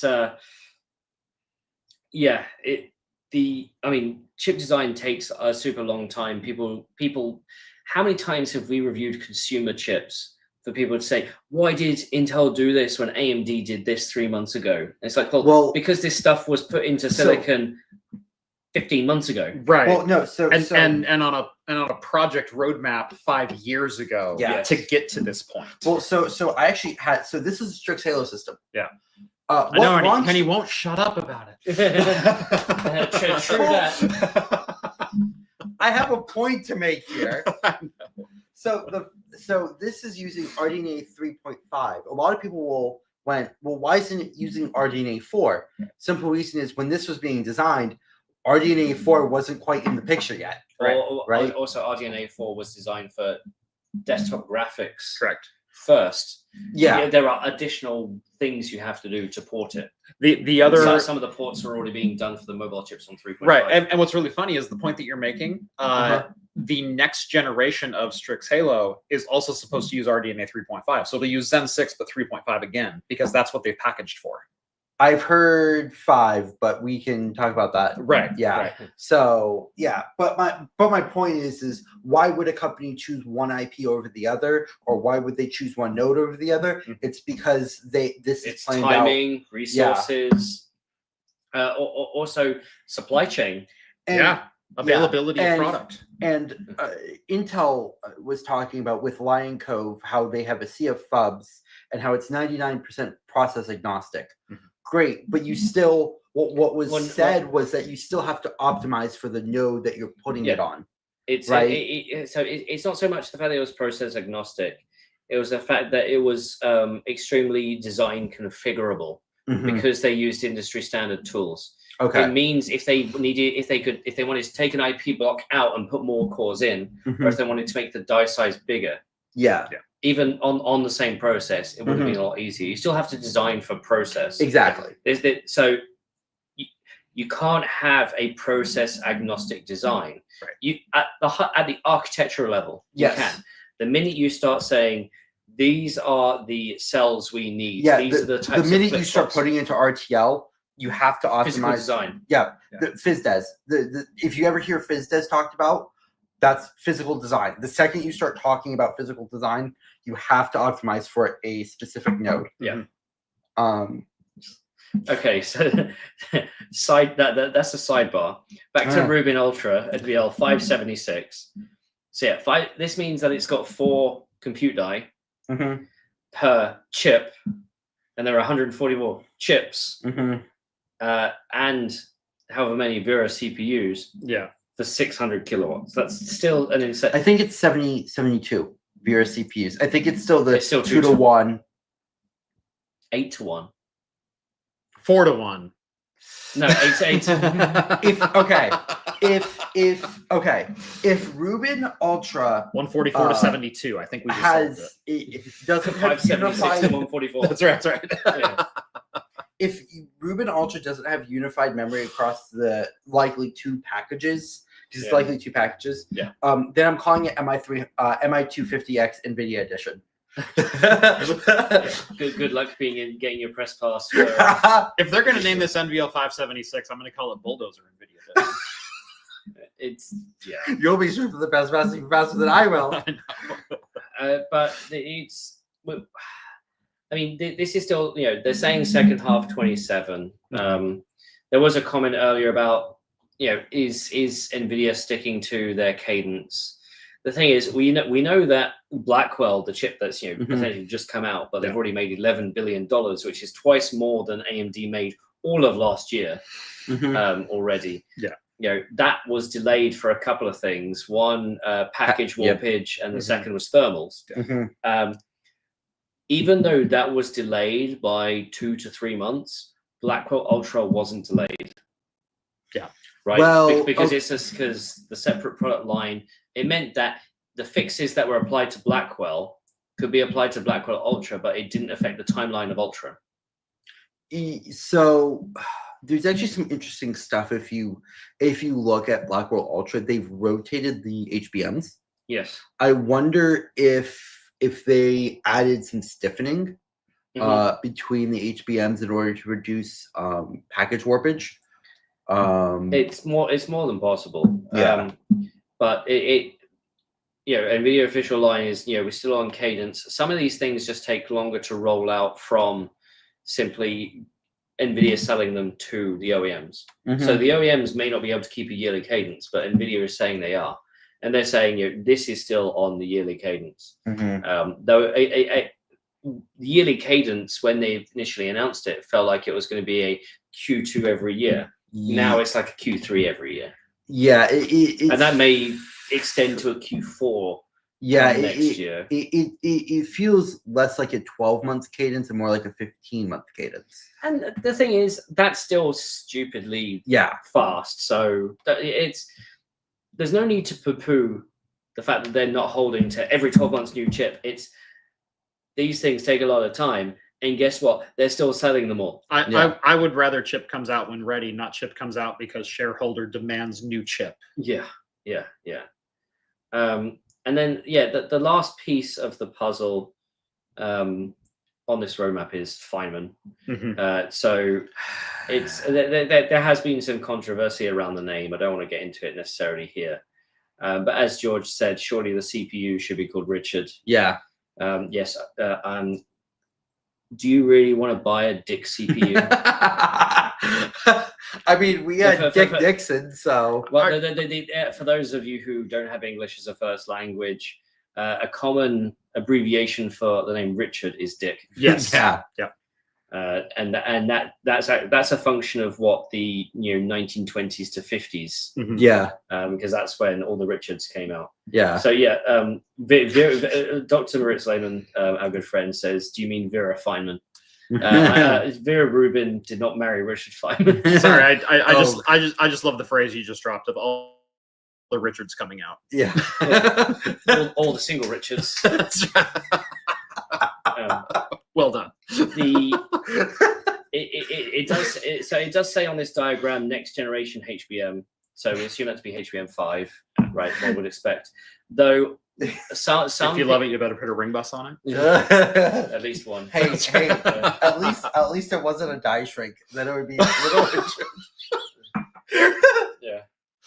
Well, now we're going back to NVL72. Yeah. A shrink. It got cold. Blackwell was in the pool. Yeah. Have you heard about our new product, Stacked Dick? For when one isn't enough. We're telling George Red slowly through this episode. I don't know. You can turn that color. That's amazing. Yeah. It's yeah, maybe. Reverend, I didn't just die a little. I died a lot. Yeah. The one thing that people have been suggesting is that this may be the introduction of optics on GPU, co-packaged optics. Yeah. I did see a few of our good friends on Twitter post about some research NVIDIA's published called MoCA, MoCA, to do with optics on GPUs. That being said, and I want to bring it up verbatim here. I can't show you because I'm not allowed to post the transcript, but I can tell you roughly what Jensen said in the analyst Q&A when it came to this. Hold a second, let me bring it up here. So the question was asked, moving to silicon photonics, right? We'll get to this in a second as it pertains to switches. But in terms of GPUs and connecting GPUs to it, I've done a couple of videos on this, and it's very much where I think the industry is headed. How soon will we get optical connectivity, replace the electrical optics with electrical connections with optical connections?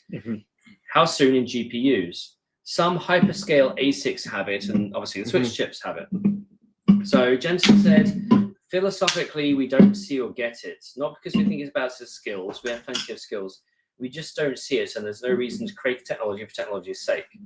In our situation, scale up is the most important. This is why we need to put as many GPUs in a rack as possible. The thing is, what's wrong with copper? Connectivity-wise, it's fantastic. It's cheap, it's low energy, and especially, best of all, it's cheap.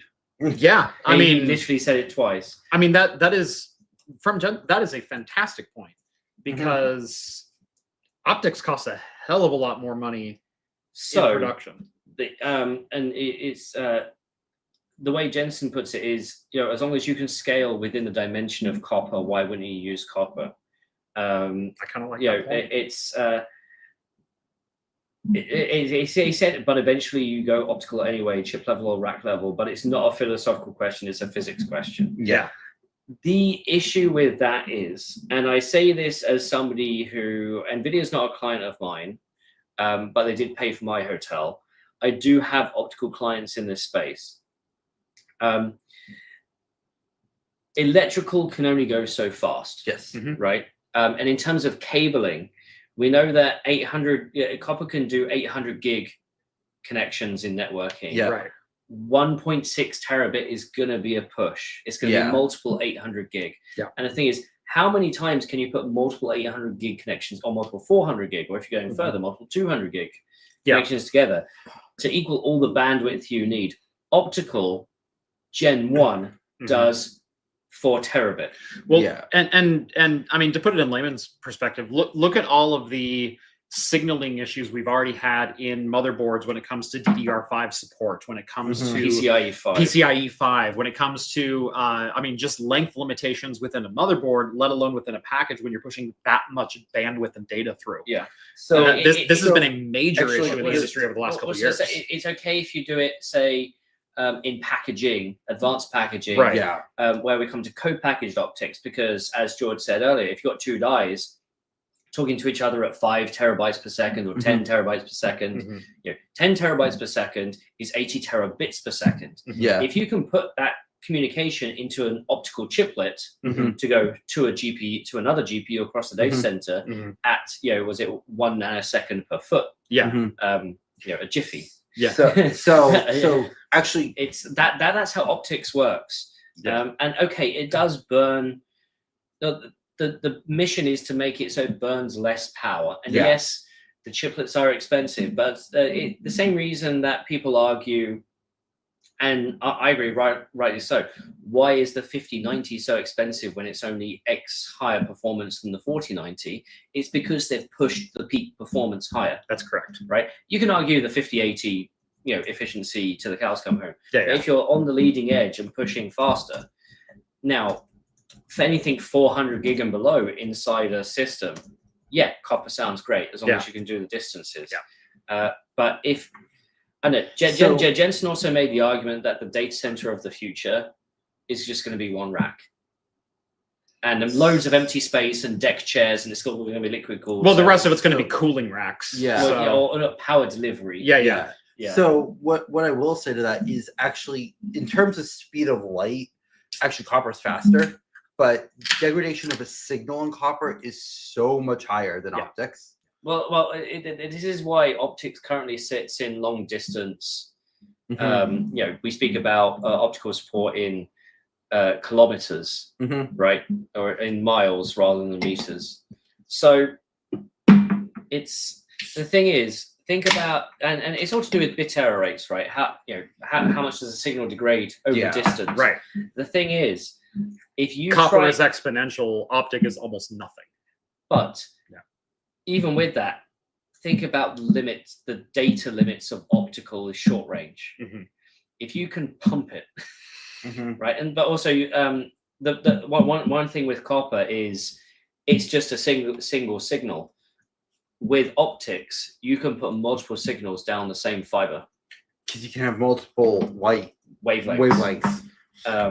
So there is that. Which leads on to what NVIDIA did talk about when it comes to optics. Let's see if we can get this slide in. So NVIDIA does have its own optics program, Silicon Photonics. Surprisingly enough, it's not PR. No. So this is CPO, which stands for co-packaged optics. This is when you put optical engines next to a big chip for bandwidth. And what NVIDIA is done is that NVIDIA is people talk about NVIDIA, the NVIDIA moat, the CUDA moat. One potential moat they have is also in networking, in the sense that they can run customized protocols over the network. But what they sell their own switches, and they partner with companies to sell their own switches. So now they are introducing switch chips, one this year, one next year, with co-packaged optics. Now, the way Jeff will know this, what optics today in the data center, what does the integration look like? Integration is QSFP. It is, what do you mean integration? Okay, so how is optics enabled in the data center today? You have switching layers and you have PCIe cards. You've got oftentimes within rack, it is still copper. It's DAC connected, and rack to rack is often optic connected, again, to fight signal degradation. So the thing is, with top of rack switches, they're still electrical based. They're still electrically based, correct. It's only the cable that's optical. Correct, yeah. And your communication within rack is often copper. It's often electrical. Your communication rack to rack, because of signal degradation over even 3 to 3.5 meters, is enough where optics start to make more financial and efficiency sense. But you still, in order to get that optical connection, you need to convert from electrical to optical. Correct. Normally that happens in what's called a pluggable transceiver. Correct. So this is a, well, they're usually about 4 or 5 inches long. Yeah, colloquially known as GBICs, which used to mean gigabit optical transceiver or gigabit interface. Now GBIC is kind of interposed with just transceiver. Yeah. But yeah, it's an electrical to optical conversion on each side with a send and receive line. But the switch you put in your rack is fully electrical. That's correct. Just the cable that deals with the optics. Correct. End to end. Correct. And power consumption, because that it takes power to do it. Yes, it does. I'm actually not aware of current power consumption of 100 and 200 gig switching. I haven't looked at that in a little while. I do have 100 gig networking in my rack, so I can... Yeah. It's so NVIDIA is saying for high performance, it's about 30 watts per port. That sounds about accurate. Yeah. So when it's active and you're putting data, yeah, when you're actually slinging 100 and 200 gigs, it's 20 to 30 watts per port. So that small 5-inch transceiver creates 30 watts of power to generate a laser. Yeah.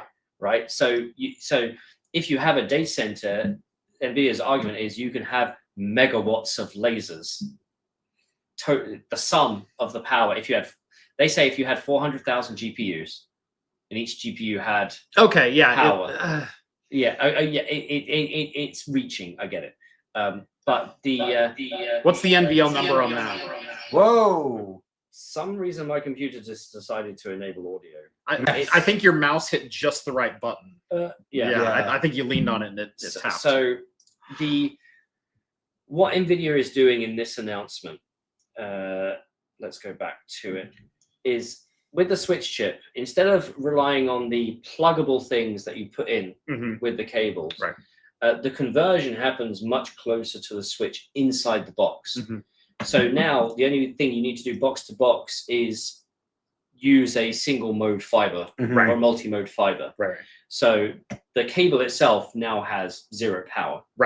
All the power is contained, and you get anywhere between a 30 and 60% efficiency gain by having the optics closer to the switch chip. And so something we talked about with NVL 76 was that it was 600 kilowatts of power. Yeah. Not all of that is compute.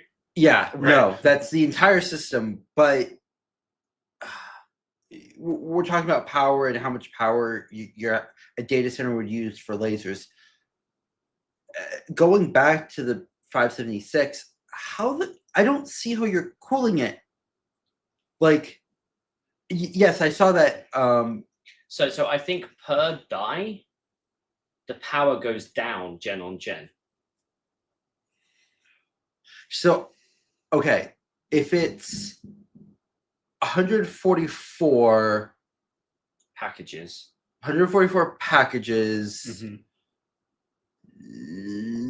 let's say 3 kilowatts, 4 kilowatts a package. No, 3 kilowatts a package. Yeah, sounds about right. Yeah, so 750 per silicon die. Yeah, well, as far as the cooling is concerned, a cold plate is going to have to deal with 3. Yeah, right, 3 kilowatts. But that's fine. They can do that. The thing is, if you have a 3 kilowatt next to a 3 kilowatt next to a 3 kilowatt. Well, how much? What's your flow rate for that? Like, how much water are you going to have to pump? That's okay. Water's free. Where they build data centers, water's free. You suck out of a river, you blow it right back into it. Compared to the rest of the cost of management, but it's free. Like, I mean, from an infrastructure perspective, it's still complex. Sure, but my point is that it's so dense. Are we good? I was talking with Jeff about this on his podcast. Are we gonna have to go back to liquid ammonia? No. Now, yes, you could have custom refrigerants. Sub-zero Sub-zero is still not viable for anything long term. Not at scale. And this isn't immersion, because immersion can't deal with this power density. No, correct. Do you remember the old graph that was given about power density of when it was Intel Pentium 4? Yes. And we were going toward, it was Pentium 4 Extreme Edition. The current processors of their era were more power dense than the tiles on a re-entry shuttle. Yeah. Thermals. And then you have obviously the sun. Yeah. And a graph saying we're going to the sun, not we're going to the moon. To the moon. Oh wait, we're not crypto. It's the thing is, you take that 600 kilowatts, and you're probably using a quarter of that for connectivity Yeah. and HBM, right? Then out of the rest of that, you're probably using... Well, the HBM still has to be cooled by the... Hang on. Yeah. And out of that, 20% of what's left for the CPUs. Yeah, that's for the Vera. For the Veras. The Vera, era of Vera. The CPUs and their memory, right? And the connection between them. Yeah, and then whatever's left. I would argue, yes, we could go through the numbers. I'd say we can't do it on a podcast. Yeah, and sure. and it make it engaging. Yeah. But yeah, so going back to the photonics, first one is Spectrum X, which is the Ethernet enabled switches. Second one is going to be Quantum X, which is the InfiniBand, but we'll also be able to do it Ethernet anyway. Yeah. The interesting thing here is if you look at this image, the Spectrum X is chiplets, right? Yeah. The Quantum X isn't. That intrigues me. I think it's the 3D packaging. I think they're stacking it beneath. Well, so the thing is, they call it co-packaged optics, and it's arguably not. Let me see if I can bring up my image here. No, I have too many images again. Present image file. Here we go. Hopefully this comes through at... right, so this is what I posted on Twitter at the time, and I think it's a good way of showing what optics means in compute, right? When I was speaking to Jeff about pluggable optics in switches, that's Gen 1. Yeah. It's all in the cable, right? What NVIDIA have here is Gen 2. So the second from the left, it says onboard optics. So you still have effectively the transceivers, but they're located next to the chip, but not on package. Not on package, correct. Not on substrate. Right. They're connected on the board. So onboard optics, Gen 2. Correct. The companies I'm working with on optics are focused more on Gen 3 and Gen 4. Right. This is where we package it in the substrate. I remember sitting in on a meeting a couple of years ago on a 2.5D conversation. I don't know if I can mention the company name, but I do remember that meeting. Was that with me? Yes. Yeah. I had a meeting with them this morning. So, okay, perfect. We've got so in a couple of weeks is OFC, which is the annual optical conference. So there's 90% of the optical conference is pluggable optics.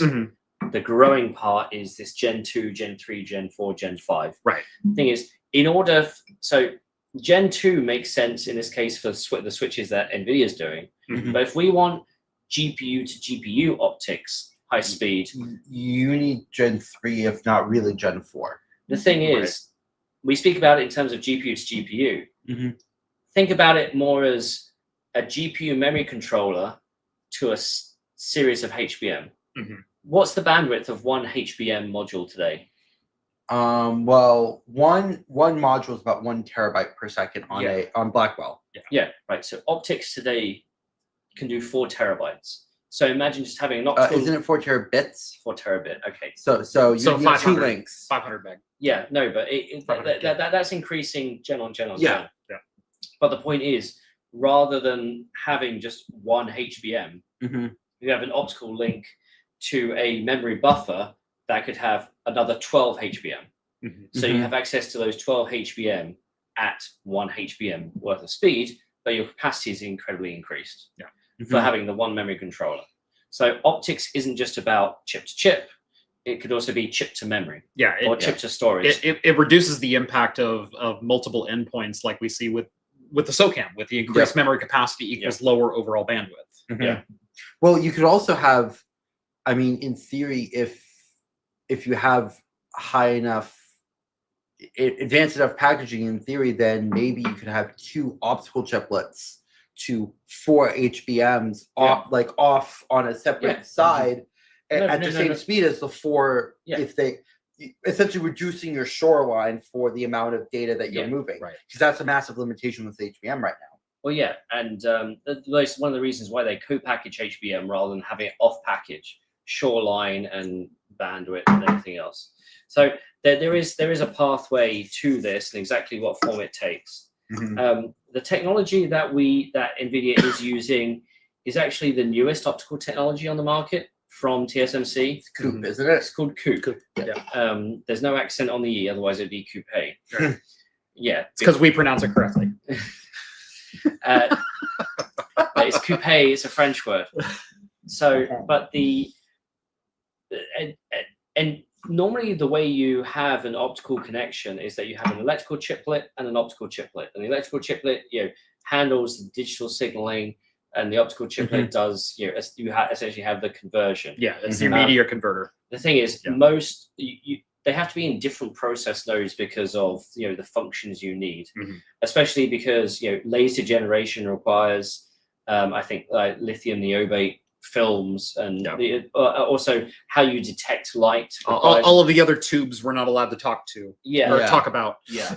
So there are multiple companies doing this in different ways. NVIDIA COUPE. I've seen some comments that NVIDIA won't let you co-package their COUPE technology at another fab. You mean TSMC? TSMC, yes. What did I say? You said NVIDIA. Yeah. Well, we're all tired right now. I mean, you're still accurate. Yeah. So, that's TSMC's way of saying we want to keep it in-house. So if you want to use TSMC's optical connectivity technology, you have to use it at TSMC. Yeah. That's what I've heard. Yeah. Whereas if you do it at Global Foundries or IMEC or one of the other additional fabs, you can do it anywhere. And exactly finding out how to do this in the right way is going to be something that the next 5 years is going to be incredibly important. Not only that, how do we do it at scale? There's manufacturing is a consistent thing. One of the big things is that the technology NVIDIA is using is called micro ring resonators, right? And there are a number of optical technologies out there, and micro ring resonators have come under fire because they can be very thermally viable, right? As in, you mean variable? Variable, yes, variable. Right, similar word. Yeah. The thing is, if you have it right next to a high performance chip, thermally going 400 watt, 600 watt, 300 watt, 500 watt, 300 watt, 600 watt, the performance will degrade of your micro ring. And so the fact that NVIDIA's found a way to make that work is kind of validating the technology.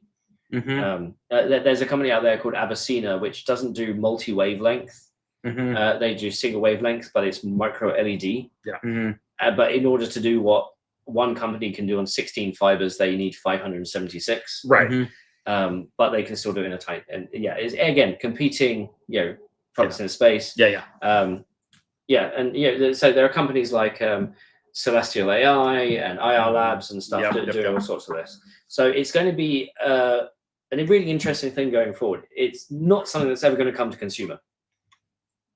Right. Yeah. It's still going to stay in the enterprise. To Jeff's point earlier, yes, it's still expensive.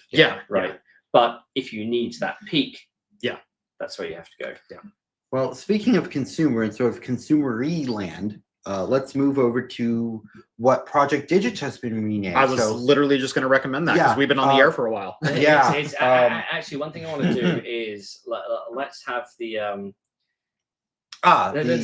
mid sense. Mid. Mid. We're only at the mid roll. Well, if we continue for another 2 hours, we're getting kicked off LinkedIn. What is this, a Talking Heads show? We certainly are mid. So this these podcasts so far haven't been sponsored. So we're sponsoring them, all of us. So come subscribe to Tech Potato, Chips and Cheese, and Craft Computing, and go look at Open Virro from Jeff. So we're still not full screen. You're on the they're looking at us this big. I want them to see my face. If you're gonna there you go. If we're gonna start showing Jeff's stuff, that's right. Describe your merch store, because this is also one of your angles of your business. Absolutely. Craftcomputing.store. We make obviously one of the hooks of my channel early on was I open a craft beer for every episode and review it at the end because I enjoy craft beer. I make a whole bunch of accessories that you might want for craft beer. I make pint glasses, whiskey stones, rocks glasses, coasters, bottle openers, all kinds of fun stuff. I've even got minimalist wallets on there. If you like metal, the elastic closing wallets. I can't mention the brand name, but if you like those style wallets, I make those on the store as well. Craftcomputing.store. Also, openviro.com. OPENVIRO.com is the new home of the devices business. Like we explained at the beginning of the show, trying to disrupt environmental sensing in data center, home lab, and everything in between. There we go. I finally got the website. Hooray! Yeah, this is a merch store. So click on the shop now, and then here's the merch store. By the way, I design and make all of this in-house as well. I own the lasers. I do all of the design work myself. When you order, it is print to order and shipped by me and my wife. So it's a really cool store, really fantastic merch, really high quality merch. That's one thing that I really try to pride myself on is we actually sell really good products. It's not just slapping my label onto something generic and having someone else ship it to you. And if you pay a bit more, you can get them customized. Absolutely, yeah. If you want custom gear, custom merch based on any of the products that I have, or even if you have different product ideas, email me and ask what it is. I've actually done custom whiskey stones for people's birthdays before. Yeah. I did a 40-year birthday for a guy a couple of months back. We do custom orders. So craftcomputing.store. Look us up. If I remember correctly, the pint glasses have nucleation points. Yes, you are correct. So not only are they laser etched on the outside, they are laser etched on the bottom of the glass. What that does is it creates a nucleation point for the carbonation, which creates little bubbles. As those bubbles form, they create a head on the top of your beer, and the head on the top of your beer delivers aromatics and helps with the drinking experience. It helps you get the best of the flavors. Physics, yes. Do your rocks glasses come etched? The rocks glasses come etched. They are stainless steel rocks glasses, and they are glycol filled. They are literally the best of the best when it comes to that. They come laser etched with my logo. I've also got some Hops and Brews edition rocks glasses. Also, remember, you have a flask in case of DNS. In case of DNS, I've actually looked at expanding that to different things that we all hate as IT staff. So maybe in case of Intuit, maybe in case of JavaScript, in case of Java, for the AI programmer, in case of Python, in case of token, in case of semicolon not found. Yes. So lots of fun stuff on there. I really enjoy doing that. And like I said, I design and make all of that 100% myself. It's all made to order. In case of kernel time limit exceeded. In case of LinkedIn stream limit. Oh, yeah. Please let's not exceed that again. In case of work. That's on the flask. In case of work. Yeah. In case of Air Canada? No. Delay Canada. Delay Canada. Yes. We also have Discord channels. If you go to our Patreons, and I follow Jeff's rule. If you at least contribute $1, then you get access to the Discord. It's a moat that keeps the trolls at bay, which means the people that are in there want to be in there and contribute. So NVIDIA has the CUDA moat. Yeah. Your CUDA moat is $1. Yeah, my CUDA moat is $1. whereas I'm the odd one out, and my Discord's free. But your Discord, they change their name every freaking day, and I don't know who I'm talking about. You don't just want one humble home labber? I want to know who I'm talking to. It's usually Luma. Yes, it's Luma that usually changes them. Okay. Although on the off occasion, I'll change them. There are 800 people in my Discord. If they all suddenly change names, I quit. You know what are you gonna do? Oh God! I just put a challenge out there. Yes, you did. And there's 1,500 in mine. Yeah. Okay, so let us move on to the second part. Let's talk about DGX Spark. And here's the ASUS little one. It's honestly quite adorable. Aesthetically, I like the ASUS the most. Out of all the third-party ones that I saw. It's George. You're really, really excited for this. You go through and talk about what it is. Hit it. So Project Digits has now been renamed to DGX Spark, and that's because OEM partners have now become involved. Originally, Project Digits is Project Digits is a new sort of, I hesitate to call it new, but sort of a new idea for NVIDIA, and that is going after the like. It feels to me like an academic product now, but what all project DGX Spark devices will have is 128 gigabytes of LP-DDR5 RAM, LP-DDR5X specifically, at 8533 megatransfers per second, and that is 273 gigabytes per second of memory bandwidth. Yep. This will be powering the GB10 chip. The GB10 chip has 20 ARM cores developed, which was there's two chiplets, one CPU chiplet which has 20 ARM cores, 10 X925 cores, and 10 A725 cores, developed by MediaTek. And then there's the GPU portion, which we don't know much about. It has 1,000 AI tops, which is the translation of that flops. Excuse me. Translation of that is it's 1,000 FP4 flops with sparsity. So that's what the actual number is. As a friend of all of us, Felix is what types of flops? Answers FP4 in this case, and I'm really interested in this device. NVIDIA hasn't given out too many more. They've much more information about the GPU side. They've released full details of the ARM CPU side of the Actually, 20-core ARM. They really haven't. We still don't know clock speed, core type, and core count. Yes. But yeah, the Blackwell cores specifically, the CUDA, Tensor, RT, etc. That's all kind of in the dark still at the moment.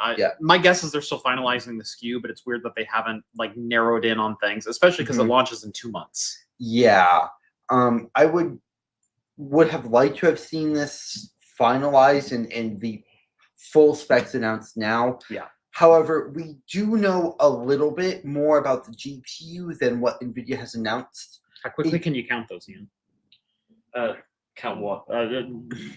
You're good at counting traces, so can you tell me how many CUDA?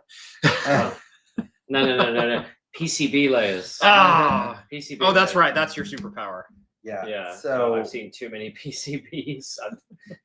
I can tell how crunchy they are. Yeah. People can't see it because I'm all the way over here, but so nom noms. So where's I going with this? Oh yes, we know a little bit more about the GPU than NVIDIA has announced. So to make a clarification here, when I say Blackwell, there's two. NVIDIA has what's known as compute capability, and this is what's known as the SM number, essentially. SM100 is data center Blackwell, that's your GB200, and SM120 is client Blackwell, that's your RTX 50 series. It appears as if GB10 is SM101, which is derived off the data center side. I suspect that this is likely a derivative of the DGX Thor, which is their autonomous driving system. Their next gen autonomous driving system. That feels right to me as well. Yeah, that's what I think this is. Yeah. Now that means that this likely has what's known as tensor memory. So that's very quickly. We covered this in a previous Tech Poutine. Basically 1 megabyte of SRAM that you can use to better utilize the tensor hardware. Well, this is an AI developer platform, so that's why we expect it. Exactly.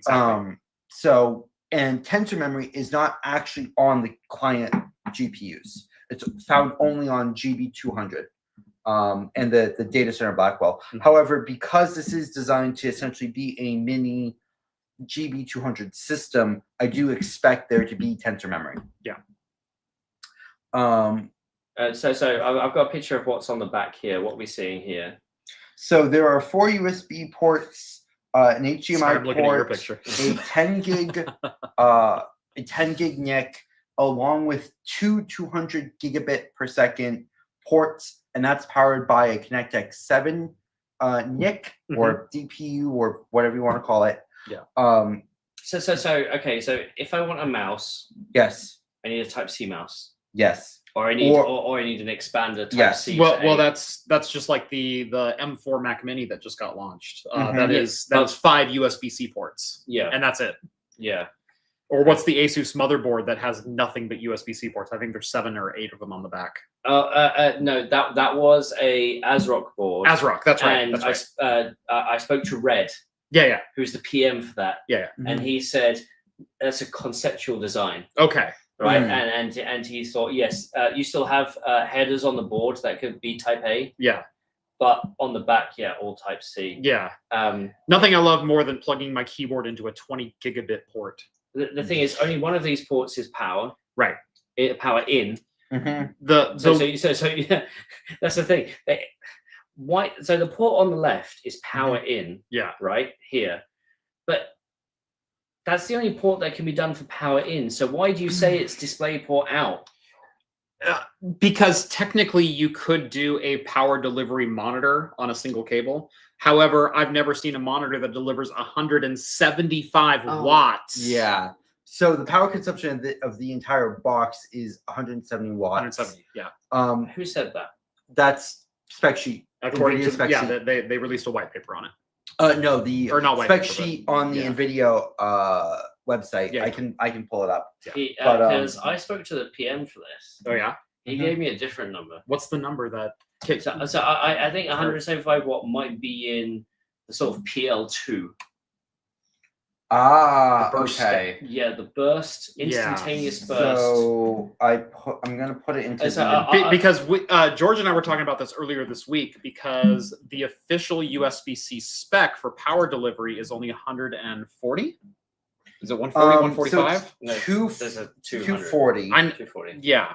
But so if you check the doc, I put the website in the doc.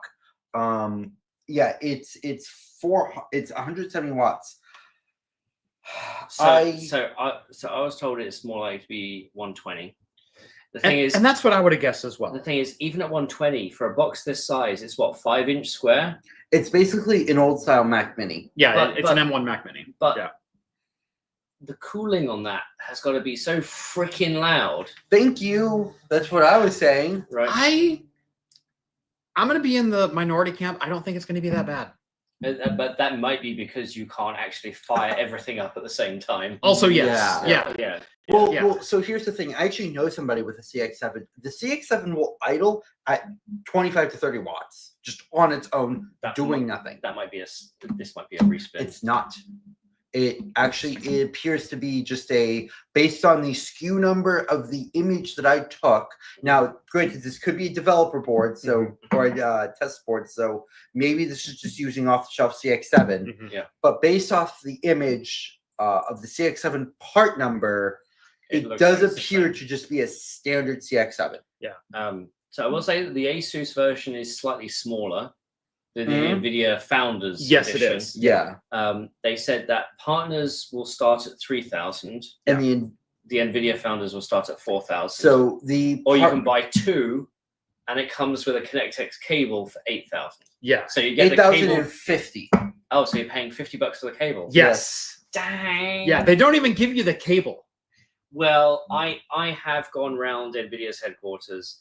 And I asked, what benefits do employees have, aside from the stock options? Right. And I was told, Jensen gives you 2 things for free. The air and the water. And the caffeine. Yeah. So, I mean, a lot of tech startups, you don't even have to pay for caffeine, but... No. Yeah. I have a bag of goodies there from a startup I visited, and it's literally just snacks. You didn't call me? What the heck, man? I thought we were friends. Well, he's a client of mine. Turns out Sparks can be tasty. Okay, well, good to know. Yeah. I did have one design ID for these guys, because the PM said it's actually bowed a bit at the bottom to help with airflow. But you've seen this when people use Mac Minis for AI development. They don't just buy one. Yeah. They buy 4. Yeah. Then they have to go print 3D standoffs to give Yeah, them yeah. airflow. Yeah. So I was like, why can't you build it into the chassis? You know, Just a little nubbin that comes down to give some separation. Yeah. Yeah. And that way it's the official separation number. And then you can just slot in and slot in and slot in. And the guy looked at me and went, So we didn't think of that. Well, we're about 8 months too late for that now. Yeah. Yeah, this is, unfortunately, the way it, even for an analyst for some of the companies I do work with, even if you're under corporate NDA, you don't get pulled in often enough, early enough, to make those considerations. With the big companies, that's definitely true. With the smaller companies, it can vary. Some of them only want the endpoint validation. Some of them actually do want assistance early on. So now and it does appear to sort of end on this. It does appear as if all the OEM systems will have 128 gigabytes of LP-DDR 5X. The differentiator here will be 1 terabyte or 4 terabytes of storage of SSD. Yeah, $3,000 gets you the 1 terabyte, $4,000 gets you the 4 terabyte. As well as potentially earlier shipping timeline. Yes. Is the storage M.2 or is it proprietary? I think it's M.2. So I did not get that confirmed either way. Let me look at the images I sent you because it may be the answer may be in there. So the image you sent me, or the image I've got of Jeff here, it looks like the M.2 is on the back. Okay. Yeah. So, if there is an M.2, it's on the back. Yeah, because it's definitely not on the front. Because I've seen the front and I don't see an M.2. Yeah. Well, although I also don't see memory chips on the front. Yeah, I was going to say I also don't see a. Well, that's your soldered LP-DDR 5. Yeah, and that's what it is. Right. Yeah. There's no SOCAM on this. Right. Yeah. No. I knew that, but as far as storage, M.2. Yeah, it's definitely on the back. Yeah. Yeah. Oh yeah. Well, I see what you're. Yeah. In that case, while George goes to find that to confirm, I just looked at the pictures. Yeah, it's probably on the back. Yeah. And there's no looking at the pictures. There's no eMMC or storage. I'm not seeing any chips, obvious storage chips. Sorry, if it's 4 terabytes of eMMC.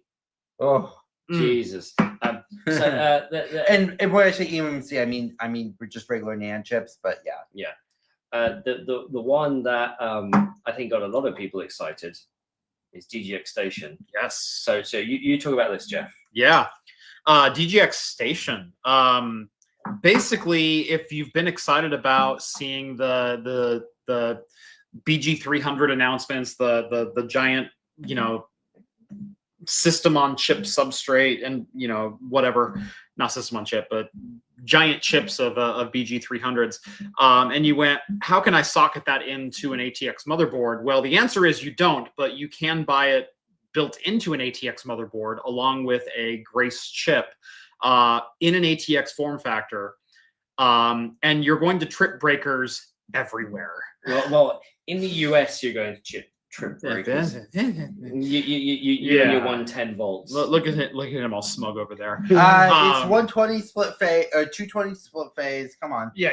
We do have 220 to the house. It's just we just use dryer and ovens for that. Yeah. Anyway, so DGX Station is going to be a workstation motherboard product that's going to have a number of different OEMs that are using essentially NVIDIA's reference model, but building their own custom cooling and enclosure solutions for. This is going to have a Grace ARM-powered CPU. Do we have specs for the Grace on that, or is it the standard one that's going on? It's standard Grace CPU, along with a BG300 on board. It is going to be the 288 gig plus 512 for 792 of total. Not 512. It's 496. I suspect the reason why after ECC. That's on the LP. That's on the LPDDR on the CPU. Yes. Yeah. I suspect that's because they're doing some funky ECC stuff. Yeah, it's 400 or 780-ish total gigabytes of memory on this, and that's 288 for the BG300, and then the 512 minus whatever ECC considerations for the Grace CPU. George and I think we see all of the PCI Express slots that are fully populated with pins, whether or not those are electrical. I hope they are, but that's 3x16 lanes of PCI Express. We've got what was the networking on here again? ConnectX 8. So yeah, So that's going to be 2 400 gigabit per second. Exactly. Oh, that's why I want to mention on DGX Spark, the 2 by 200 gigabit Ethernet ports. It's Ethernet only, no InfiniBand. Correct. I did not get clarification on DGX Station if it's Ethernet or InfiniBand only. Right. But because I don't know either way on that one. Yeah. Similar to the BG300 blade chassis that we were looking at earlier, this is still utilizing the SOCAM DIMMs on either side, so 4 channels of SOCAM memory, up to 512 gigabytes of system memory for the Grace CPU. Air-cooled, because... Air-cooled, yeah. I don't know. Supposedly air-cooled. No, I retract that. They are liquid cooling the system. Yeah. The OEMs are liquid cooling the system. Yeah. Whether they liquid cool the memory is a different discussion. Right. Yeah. The interesting thing about here is going to be the power requirements. So if you look at the top of the board, there's a 24-pin ATX connector for your standard ATX input. There is a single 8-pin EPS connector, which could deliver upwards of 300 watts of EPS connectivity. I suspect the reason why they have that dedicated EPS is because the power plane. I suspect the EPS is going to power the Grace CPU. Yes. I suspect the 3 12-volt high power are going to power the BG300. And the BG300 alone, I suspect that there is a split power plane here just because I don't even want to think about the complexity of that power plane. Yes. Otherwise. So the board, so the thing is, the GPU... How many layers on that board, Ian? So the GPU itself requires a lot of PCB layers. Right? Yes. But in this case, it's a replaceable GPU. Not in a sense of it's socketed, but it uses a connector. That means it could be taken off and replaced if needed. Yeah, it's essentially the SXM connector that we've seen on a lot of DGX stations in the past. So I was told that there are 24 layers on that board. Yes. On the GPU. On the motherboard itself, there's 12. Yeah. Okay. Right. Yeah. Which is standard, as Jeff knows, for a high-end enterprise board, because normally when you add, so even at the top end, if you're using high weight copper and you've got special weave PCB stuff, every time you add 2 layers, you add anywhere between 50 and 100% to the cost of the motherboard. Yes. So this is why back in the day the cheapest motherboards were 4-layer. Yeah. And then you add 6 and 8-layer options. Then it became 6-layer needed to be the standard. Then you had 8 and 10, and then nowadays for PCIe 5 boards you need a minimum 8 layers. But then again, the high boards you have 10 and 12, and because the more layers you have, the more ways you have around routing power and ground. Which makes it, 1, makes it simpler, but 2, reduces reflections and interference. Yeah.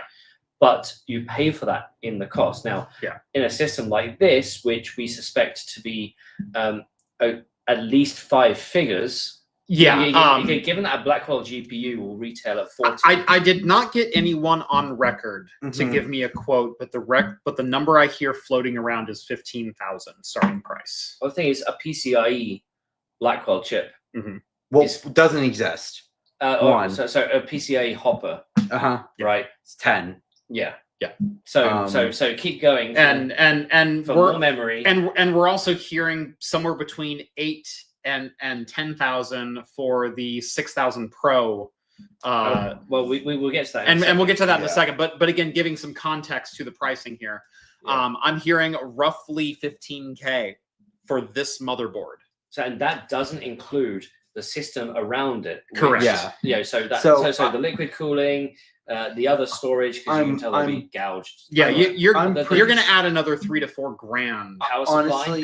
Honestly, I think systems are probably going to start at 25 plus. Yeah. I think the 15K Margins. I heard was shipping to a OEM. Yeah. And then you have to add everything else. Because the only people showing this off were OEMs. Yeah. Yes. Right. And HP had a big old liquid cooler on top. So they had a standard ATX tower. And then essentially on top of that was a big radiator with a liquid cooler in it. To be honest, the mounting points for the cooling don't look standard easy. No. So everything's going to be custom, which adds the price. I mean, Grace by itself is a massive plane, massive heat spreader to cool, and then you've got the bare die of the BG300, and it looks like they're socketing in one of their normal SXM BG300s on top of this board. So those do have mounting points for coolers, but they're not exactly coolers that are ready for sliding into an ATX workstation. It's so. I did tweet, and I tweeted the most vital statistics of this board. 3 M.2 slots. Yes. You could use one of them for Wi-Fi if you really. Yes, you could. 4 SOCAM memories. I love that you have 800 gigabit of networking potential, and you're talking about putting in a Wi-Fi 6 card. Hey, that's great. How many systems do we know that have 10 megabit Ethernet just before control? This is true. This is true. It has 4 SOCAM memory slots, and you said on power 1 8-pin, 3 12 plus 4 pin, or 16-pin, whatever you want to call it. Yeah. Replaceable GPU model, 6 fan headers. Yeah. 5 of those are 4-pin. Yeah. It has a Realtek audio chip. If you want 7.1 surround sound. Can I just say, let's back up in features, because there is an OCP slot on this board. And the only function of that is to add an A-Speed 2650 for B. That was actually my next. Yeah. But the hilarity of that is that they would rather include the Realtek audio chip for 7.1 audio rather than including IPMI and simply allowing you to use audio through an HDMI jack on an onboard video card, which you're going to need to be able to use this anyway. So the reason is they expect to sell this system. So BMC is great for enterprise, right? Imagine this system going into render houses. Yes. Right? Yeah. The system that's connected to the artist does not need to have management on the scale of a BMC. Correct. You'll have cloud-based fleet management. Yeah. Which is a more standard thing. Which is not lights out, but it's still enough for management scenarios. Right. Yeah. And on top of that, 4 Type A ports and a USB 3.0 header. And a mini display port. Oh, is that what that was? That's what that is. Yeah. On the other end. So down here at the bottom, there's a mini display port, and then there's a micro USB for serial. Yeah. Oh, so if I wanted to run my printer. No, that's for management. That's for debug and management of the system itself. So there is a chip here, and I'll put the picture in. I don't know what this chip is. Ooh. It's the one that's above the A-Speed, above the management controller. Because it's kind of hidden. But not only that, they put a black thing on top of it. So normally when you want to hide chips, you put a mask on it. Or gaff tape or something. Yeah.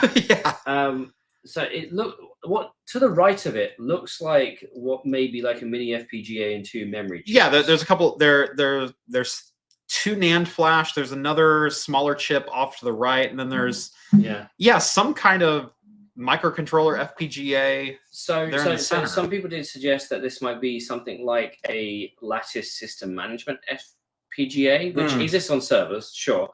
Though the question is more, can you have an A-Speed next well as an lattice FPGA for management? But that's basically what the A-Speed would do on this board. Or is that the base one, and if you want a better one, you can put it in, like the A-Speed? Is the A-Speed a better unit? The A-Speed is a better unit than the lattice. No, because the lattice can be configured over time if you need it for things like crypto and security. The thing is, I bet you this is we had to put something natively on it. Right. But if you have a specification you need for your business, we will give you the option to add one in that will supersede it. Or it's failover. Maybe. But it shouldn't even be failover. So. Can I just say, even for this board, that seems overly complex? It does. It does. There is a J tag right next to it. Yeah, I saw that. Yeah. And there's also this output on the right. Yeah, I don't know what that is. Yeah. I couldn't get a clear view of that in any of my... I believe it says like JMP next to it. Yeah. Well, that it says JP7, which is just random jumper on the board. Okay. Yeah, clearly not on this image I'm looking at. Yeah. Yeah. Yeah, JP7 is what I'm seeing, which is just random location identifier. Yeah. Could it? Okay, this may sound Power 666 in the chat says the ACE. I don't know what the ACE can do, but can it do like mundane things like be a fan controller? Yeah. Yeah. Oh, can. Okay. Because maybe it identifies everything in the system. It will monitor power. It will monitor. Yeah. The ASpeed is a system on chip. It actually runs its own Linux environment, web client, and it's specifically for system management. Is it Redfish? Yeah. It has bare metal access to every low level system. Okay. Yeah. So because potentially the last FPGA could be used for stuff like fan control or something, but yeah, you're right. The ASpeed should be used for that. Yeah, maybe this could be a separate, like, acting as like a root of trust thing. Well, yeah, hardware security module could be a thing. Yeah, something that's a bit more robust than TPM or ASpeed or It's I mean in like banking and stuff and the proper massive servers, you have hardware security modules and sometimes you even get those as add-in cards, but they're as vital as the system. That they'll hold the security keys. They'll put things in enclaves. Yeah, right. If you're running, but this is a workstation, so why would you need that? I don't know. And alternatively, there's a very specific client that's for. Everybody else gets the ASpeed. This could also be. But that would be a lot of work just for one client. Yeah, to integrate that into your PCB layout. Yeah. And to sacrifice the board space that could be used for the ASpeed instead of offloading your client to the OCP port. It's this is just weird. I don't know about this section of the board entirely. So the partners are listed as Asus, Box, Dell, HP, Lambda, Supermicro. Yeah. Unfortunately, I mean, the out of those, the people. So Dell and HP won't sample anybody worth reading, right, or watching, right. Well, with any luck. Well, maybe. You have to work up there. Yeah. Lambda. I had some good conversations, but I'm not holding out hope. Yeah. How's that? Yeah. I don't think this is something that, because it's so non B2C facing, it feels more like a B2B product, right? I don't think Asus will sample it. Yeah. Box don't have a history necessarily of sampling. Correct. Anybody. Right. The three of us know that Supermicro can be hit and miss with sampling. And that's just how it is. No comment. Yeah, it's a shame that somebody like a Puget or a Falcon Northwest isn't included in the integrators. Yeah. And this might be Camino. You have to be this tall to ride. Yeah. In the NVIDIA. Sorry, buddy. Yeah, screw you.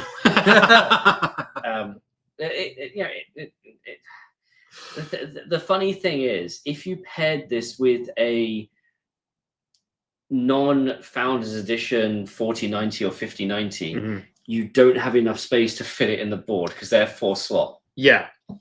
On the PCIe, and also do you know one of the wildest ideas I had with one of these is?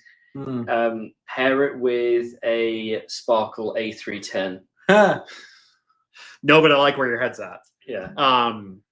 I had actually thought, because the GB300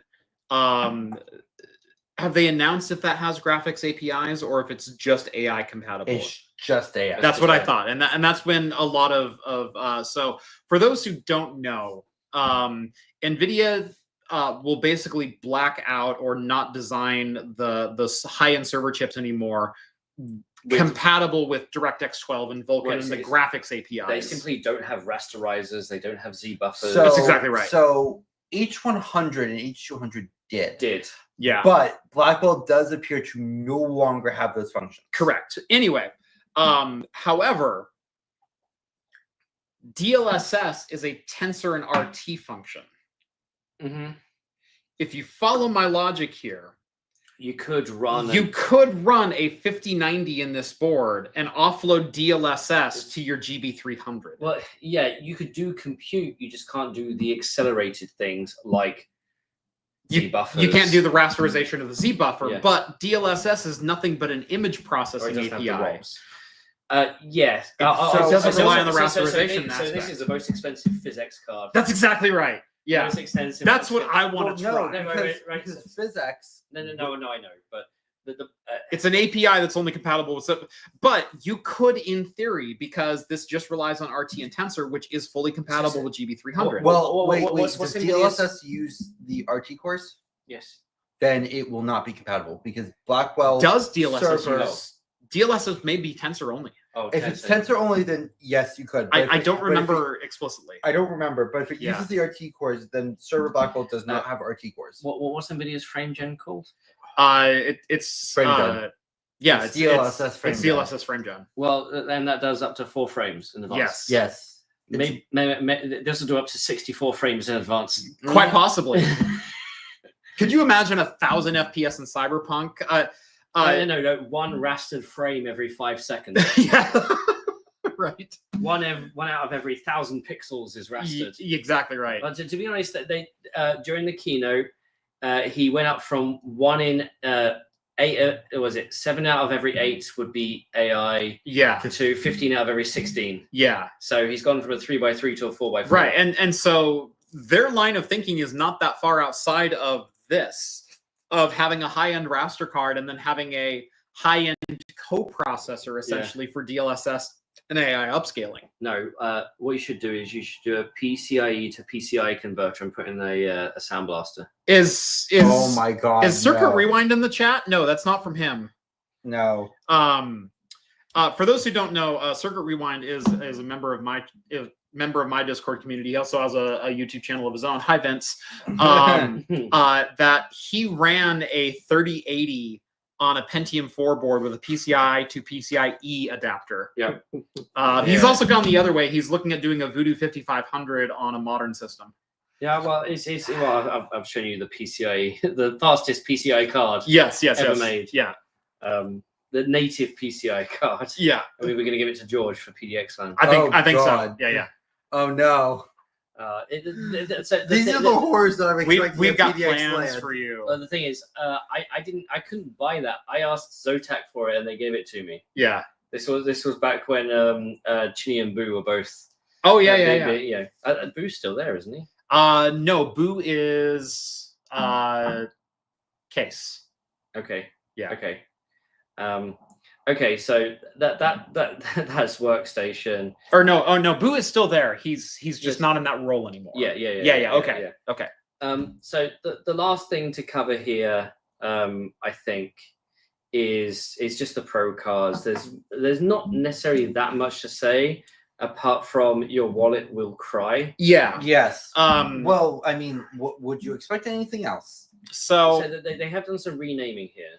Yeah, there's 3 different SKUs for the new RTX cards. They're calling them RTX Pro 6000.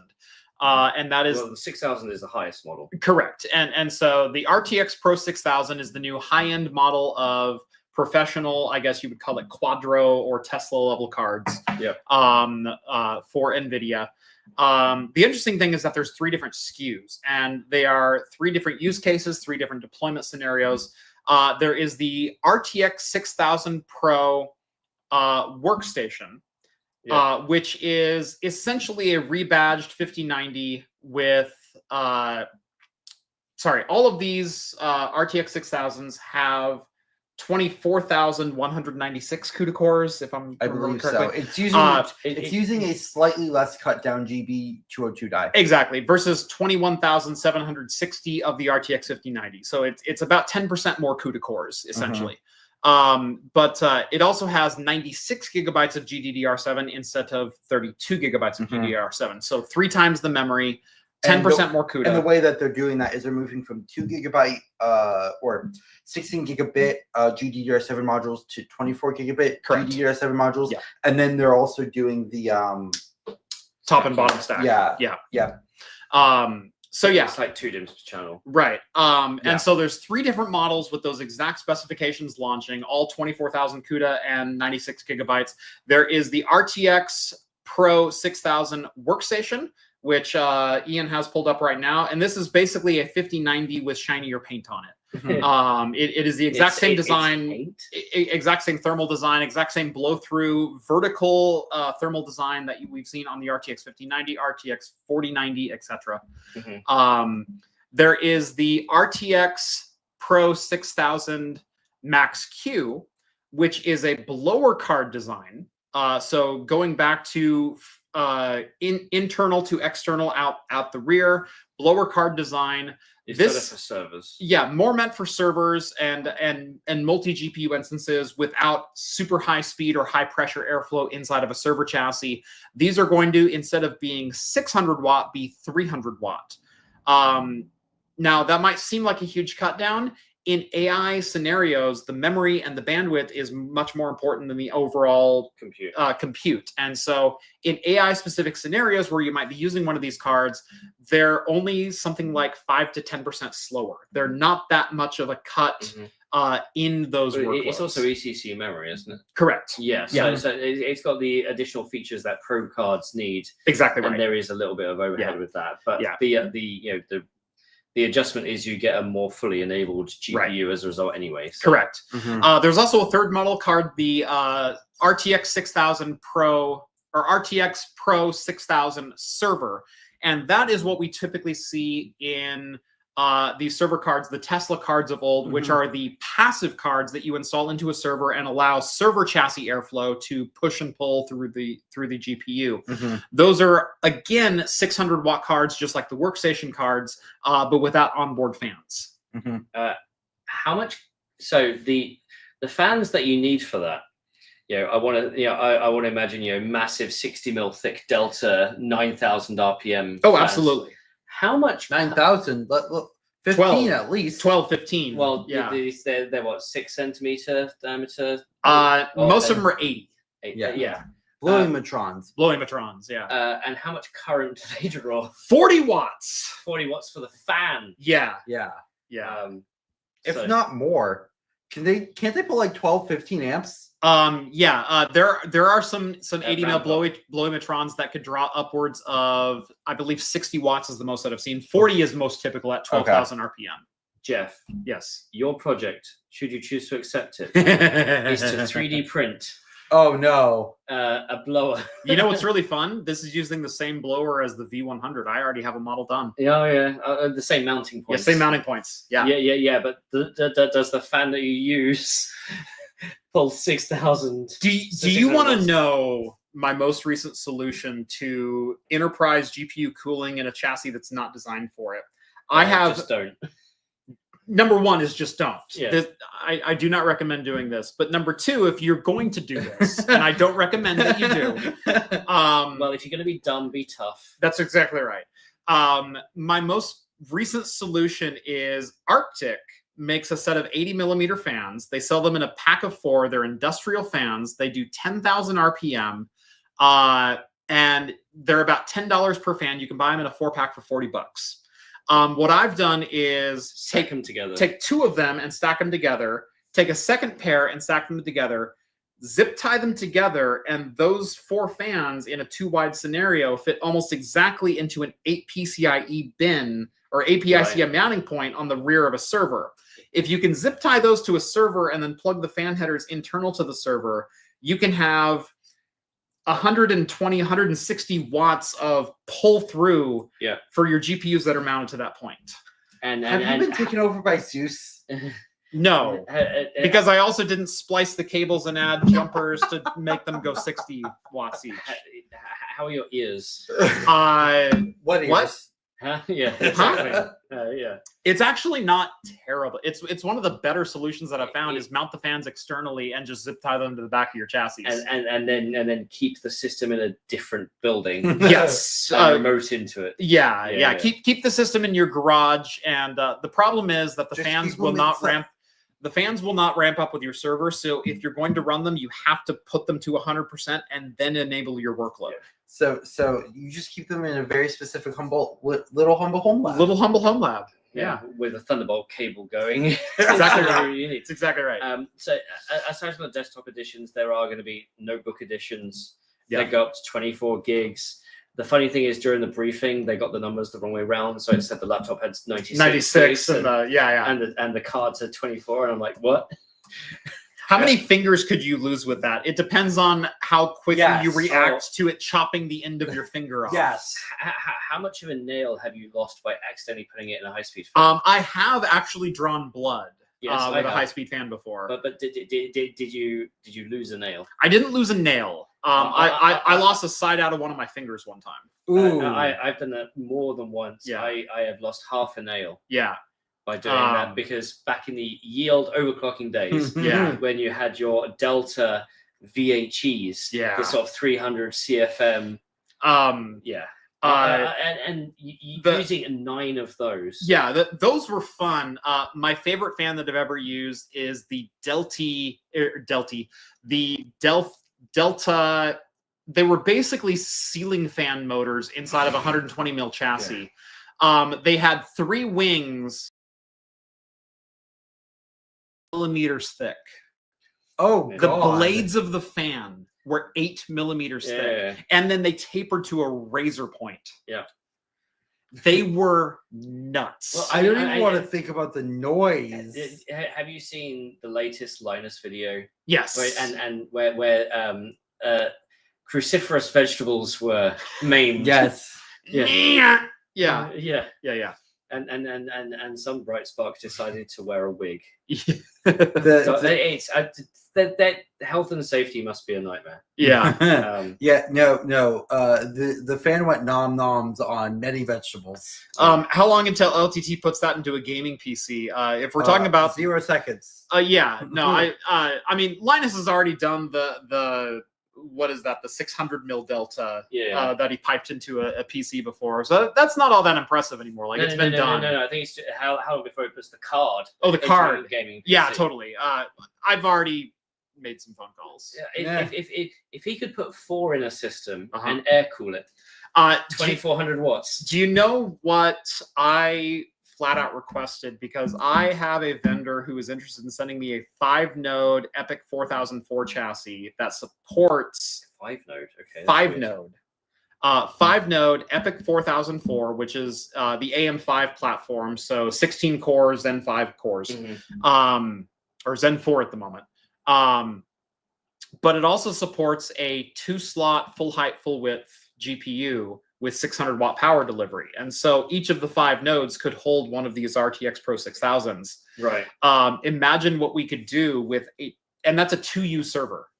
We could have 5 of these plus 5x 16 core CPU plus vGPU, divide each of those by 4. Oh, they support MIG as well, don't they? They do. They do support vGPU as well. Yeah, so MIG is the virtualization technology. Yeah. If you've ever seen one of those 8 gamers, 1 CPU sort right. of thing. Oh, yeah. In a 2U box, we could, in theory, support, 20 gamers? Have I told you the idea? 20 gamers at RTX 5070 level performance. Have I told you about my counter project idea? What's that? Instead of 8 gamers, 1 GPU, 8 CPUs, 8 GPU. 8 GPUs, 1 gamer? No, 8 CPUs, 1 gamer. Yes. So an 8-way socket system. Yes. No, I can do you one better. VSMP. Look, why not just go to 32 sockets? Come on. Come on. No. Because Turin has how many chiplets? 12, 16? 16. Yeah. So based on NVIDIA's naming system, 16 I spent yesterday afternoon at Oxide Computing. Yeah, we both did. Oh, they local. Yes. Yeah. Oh, that. Oh, okay. That's why you weren't at the show. Yeah, that's exactly right. Yeah, we spent yesterday afternoon at Oxide Computing. So 8 CPU, 1 gamer is not actually out of the question. Oh, it's okay. Yeah. This is what I get for just focusing on silicon. That's right. There's some stuff I don't get to see. I get to do really fun crap, and it's enjoyable. So I mean, that's pretty much all the NVIDIA hardware announcements. Yeah. There was some minor stuff. We could go. Let's see. I believe, for example, the RTX Pro. April and May availability. Yeah. DGX Station. I've heard December. I've heard Q4. Really? Yeah. DGX Station Q4, DGX Spark May for the founders, mid Q3 for the third parties. Yeah, it says here July. Yeah. We still won't get anything by Computex in late May. Yeah, we might have working samples at Computex, but nothing that you can take home. Yeah, that's a shame. It's with the framework desktop coming out with the M3 Ultra. And digits, you kind of want DGX Station there just to be the cherry on top of everything. Yeah. So there are a couple of tech boxes, and as we said before in the pre-show, we don't do tech briefs here. We do tech boxes. Yeah. Real men have boxes. Boxers. Boxers. No. As in boxer briefs. As in yes, I get it. Yeah. You mean boxes as not in my cups? table. Not my table, not my circus. Not my table, not my circus. You two settle this. Go. Should we call it tech jock straps? Is that what you're saying? No, I prefer boxes. Tech jock straps. Okay. Oh God. It's Can you tell we're all very tired? No, it's fine. I want to state for the record, this is a bad idea. So there's only two small ones, really. Yeah, go for it. Just to round off the show, this is something that this is news I broke. Yes. I got the exclusive on this. Yes, and which is really stupid because one of the things that's really been interesting to me is that NVIDIA and MediaTek are getting a closer and closer relationship in design. Yes. Now, MediaTek has a custom chip design service. It's their ASIC service. This chip that we showed off earlier is one of those. Yeah. This is from 2022. Yeah. So it's not something that's new. If you want to make us big. Yeah. Oh no, I want to show this. This. So, okay. Over the last couple of years with splitting the NVIDIA, they've got the DGX Spark now that we've been speaking about, but they've also had an extensive automotive engagement. Yes. With them. So it does boggle the mind. It's like NVIDIA is such a powerhouse. Why would they need external support? And it turns out for smaller projects, NVIDIA is just happy to be a part of it and may lead it, but just don't deal with all the crap that comes around designing a chip around it. Right. So let's leverage a partner. Exactly. Let's go do it that we don't need to have a full design team doing a CPU for Spark. They're talking to MediaTek, and MediaTek goes, "Hey, we could really use an integrated package that has 768 CUDA." And NVIDIA goes, "All right, here you go." Yeah. I've been going to the IEEE conferences, especially circuits and design, and I've noticed MediaTek showing up more with high-speed connectivity, high performance. So DRAMs. at ISSCC, MediaTek actually showed off 224 gig SerDes on 3 nanometer. On 3 nanometer, which is a very advanced process for. What you wouldn't usually think custom silicon and MediaTek cutting edge, but so this is custom silicon and MediaTek, and like I said, we've known about the automotive for a while. But my point is that MediaTek is not usually when you think custom silicon, you get 3 companies in your head: AMD, Broadcom, and Marvell. Technically, the biggest ones are like Broadcom, Marvell, and Alchip. It's not AI chip; it's Alchip. I've as somebody with an I in my name. I feel this a lot. Okay. It's called Alchip. This is just companies that have stacks of IP don't go build and sell the products themselves, but will build you the product. So Google's Axion is made by Broadcom.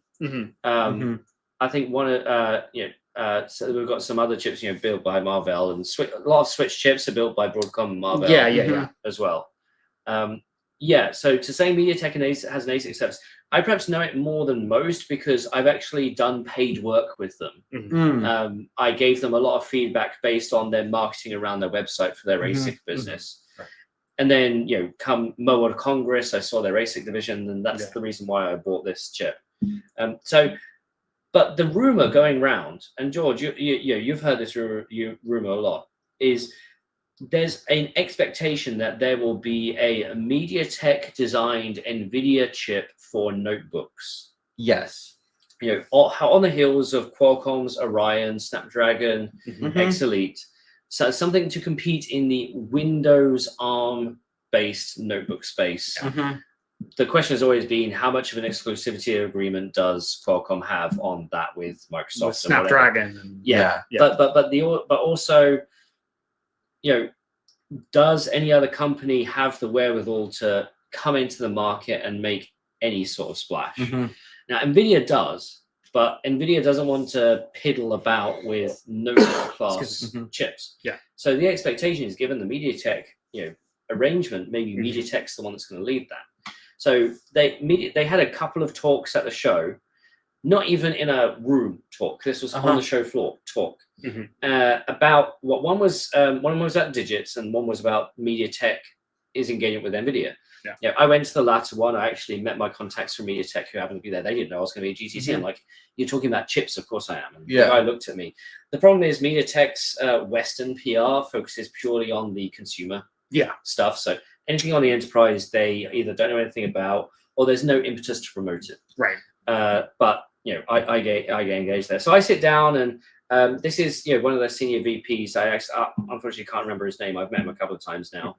And it was just a small 15-minute talk, just covering their engagement. So they covered automotive, they covered Spark, and a few other small things they're doing. And then it comes to this slide, the last slide of the talk, where he says, it's been announced, but it hasn't really been promoted, but we have access to NVIDIA's full IP stack.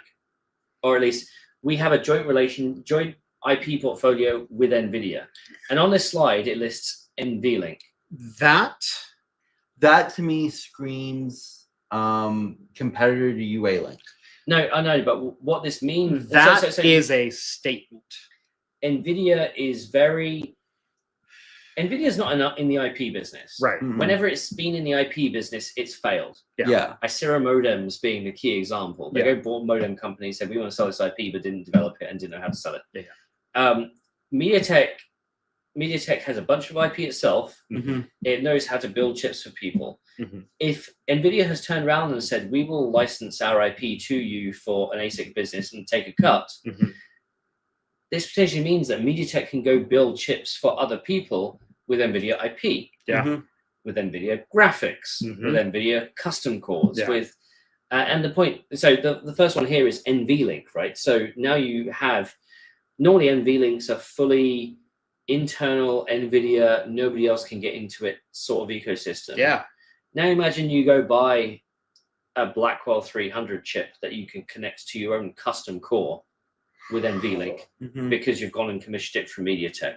The thing is, the way he worded it sounded like they had access to all of NVIDIA's IP. I spoke to him afterwards, and they said it's still a relationship they're exploring.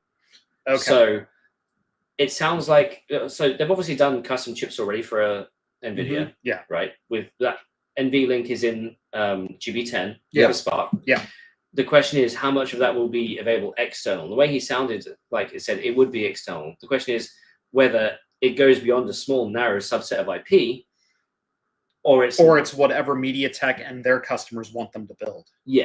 Which I personally, I think it's more going to be a limited subset of IP. So it may be a case by case and has to be pre-approved by NVIDIA. Though the way he initially presented it kind of sounded like it was a free-for-all, right? And there's marketing that goes in there, and nuance, and and it says here, flexible business model, custom HBM4E advanced process. You're not actually showing that on the screen, I don't think. It's showing it on my screen. Yeah, you're not. Oh, yeah. What the heck? Yeah, no, you're. Let's remove that from studio. Yeah, it's still showing the max queue for some reason. Oh, yeah. Hopefully. There we go. Hey, all right. Okay, so everything I've said is in the context of this picture. Yeah. And now you're all up to date. Oh, yeah. This is what we get for being at 10:30. So this was really interesting to me because the custom ASIC business will be MediaTek's custom ASIC business is one of the fastest growing parts of MediaTek. There's billions of dollars in the market there if they can work with it. Part of me thinks that NVIDIA went with MediaTek because one, MediaTek known for being relatively on the cheaper side of things, just in general, right? But also the one ASIC company that's willing to cede a bit of control for access, right?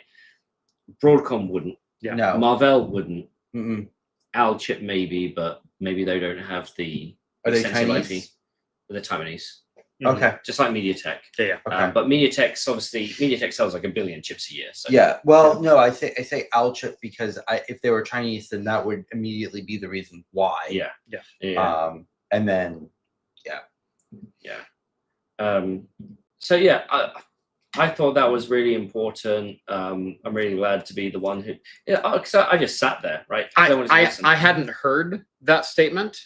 That is a statement that has some very wide sweeping implications for a number of different industries. Yeah. If that turns out to be the case, if it's the full NVIDIA IP library or if it's specific library, I don't care what turns out to be true. That's still a statement. It's just NVIDIA's relinquishing control. Right. And maybe Jensen's just getting older.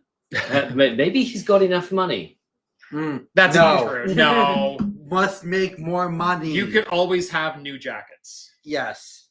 So he was asked, what do you want NVIDIA to be known for in 5 years? And he said, as a leather jacket company. Just printing leather jackets. Yeah. So the other big news is the other tech boxes. Yeah. Is that Ampere is now has now been owned by SoftBank. SoftBank. Yeah. Sorry, I'm very tired. I'm from SoftBank also happens to own the majority share of ARM. So do you think we're going to see some? So yeah, a purchase offer was made and accepted. It's expected to complete in the second half of the year. Ampere as a startup, they're known for the Ampere Ultra and the Ampere 1 processors. Yeah. Their biggest client was Oracle. They had some Google business, but that's now gone. They have raised $812 million in funding over 7 rounds. And the purchase price agreed was $6.5 billion, which is around a 7.5x multiplier. That's pretty good. For a chip company exit, that's what you want. That's the dream, right? 90% of companies fail. Yeah. And the ones that exit, you wanted them to exit anywhere between 5 and 10x raise, or because then that's normally evaluation, right? Yeah. A lot of people went, that's a lot of money for a company that doesn't have a lot of business, or they don't talk about their business much. They actually just announced that they're going into telco and ORAN and stuff. And it's Renee James. We've interviewed her on the channel. I mean, you both were there when I interviewed her. Absolutely, right? This was a year and a half ago. Yeah. And so as George said, SoftBank, major owner in ARM, also now owns Graphcore. Right. Graphcore and Ampere, wholly owned subsidiaries, kept with the name. Okay. Will there be any C-suite shuffle? It doesn't sound like it. Okay. There are a couple of conspiracy theories going around. The main one being is that Larry Ellison asked the CEO of SoftBank, can you take this off my hands? If you do, I'll get you into Project Stargate, the $500 billion AI infrastructure development plan. Yeah. because if Ampere's biggest customer is Oracle, Yeah. also Ampere's CEO is on the board of Oracle. Right. So saying this is essentially saying if you buy scratch my back, we'll make this work. Yeah, it's a quid pro quo. Yeah, exactly. But I took this photo because I was literally being driven by I gotta tell this. Yeah. I gotta tell this. Okay, go ahead. Okay. So George and I are hanging out, and George walks into the room and goes, "Holy sh!" and whatnot. And I went, "What?" And he goes, "Ampere just sold to SoftBank." And I kind of think for about 5 seconds, and I went, Ampere's building is about 10 minutes down the road. Do you want to go real quick? Because we were getting ready for Talking Heads. I went, we have an hour. We could go film a video in front of their headquarters right now. And he turns his phone around and he shows this picture and he goes, Ian's already there. And I went, son of a bitch! It's just, I happened to be in an Uber and I saw the email pop up and I went, oh. Stop, please. No, I didn't stop. This was a moving image. Yeah. Oh, really? Yeah. Okay. Yeah. I mean, the people who we know there are probably working from home anyway. Absolutely. So, but it was just. But I'm like, hey, if you want to like an impactful video, they're right down the road. We could walk there in 25 minutes, and we could film there really quick. And he goes, Ian's already there, and I'm like, God. The thing is, I've had plenty of briefings and discussions with them, and they're great people. But I have been to their headquarters the same amount of times you have. Yeah, exactly. Because the other companies, they will say, "Hey, you're in town, come in, let's have a chat." Yeah. For some reason, that's never happened with Ampere, except for the time when we interview the CEO. Right. And as this, people who follow my channel know that this is an industry. I track a lot of startups in the space. So exit good. Reasons behind exit don't matter. And that now means that everybody who had investments are able to walk away with 7.5 times what they had, or the investment average. That doesn't include down rounds. Minus expenses, minus. Well, no. Sometimes a company will have a down round where investors will exit. Technically, and they have to pay out for the exit. So technically, but down round don't often get promoted as such because then that lowers the valuation of the company publicly. So that's all I had for tech briefs. Tech boxes even, and I've had so many. This has been a show where I've had the most selfies taken. People asking for selfies. Myself as well. It's been a bit surreal for that. I mean, supercomputing, I'll get a few, maybe a half. Supercomputing is my big one for. Hey, I know you. Yeah, well, but for some reason, I've easily had 30, 35. I was gonna say I usually get 2 or 3 requests at CES. I got maybe 10 requests at LTX when we did that a couple years ago. I've done probably 30 selfies with people. Okay, are you at GTC. Counting the stuff with friend of Yocto's? No, I'm not even counting like friend of friends or industry contacts. I'm counting like random people who stop me on the show floor and go, "Oh, holy crap, it's Craft Can I get a selfie?" No, for me, it's honestly, I would want to say thankfully 0. Like, I know how weird that sounds, but sometimes you just you need to get somewhere, and somebody's like, "Can I have a selfie?" I'm like, "I'm really running. I need to go." Yeah. It's the Linus way of dealing with that is. Keep moving with me. Sure, but we got to keep moving. It's the have your phone ready sort of thing. There's also other stories. Earlier this week, there was a sort of an anti-CUDA satellite event. And a couple of people meant to speak there, but they didn't. And there was a tech show at the end of it, and I got really annoyed because they blew me off quite considerably. That story for another time, maybe. And just other meetings. I've interviewed 2 CEOs today as well for some upcoming content. Not like proper interviews like we did before, but just segments for other content. And that I've more events next week and the week after. Luckily, I'm home the next couple of weeks. It's my next big event is PDX Land. And then after that, Computex. It's so George and I will probably do the next episode the latter half of next week when I'm back in the UK. Okay. And not jet lagged and terrible. So yeah. Yeah, and Power 666 says there's even more things like Intel killing off AVX 10256 again. I'm so happy about that. I have another story about that. Yeah, I have another story also, about that. Taco Cat, my D&D group calls me a micro celebrity. Is that like a micro brew? He only comes in 8 pints. Okay. That ain't too late for us. Go for it. Go for it. Yeah. Okay. So with that, thank you all for watching. Right as we get demonetized and cancelled. That's my fault, clearly. This is what happens when we're exhausted at the end of the convention. Please do subscribe to these guys. They do great work. And we'll see you next week. Have a good one, folks. Cheers, everyone. If you like this content, there are multiple ways to support the channel. You can like and subscribe this video, and many thanks for doing so. There's also Patreon, which gives you access to our Discord.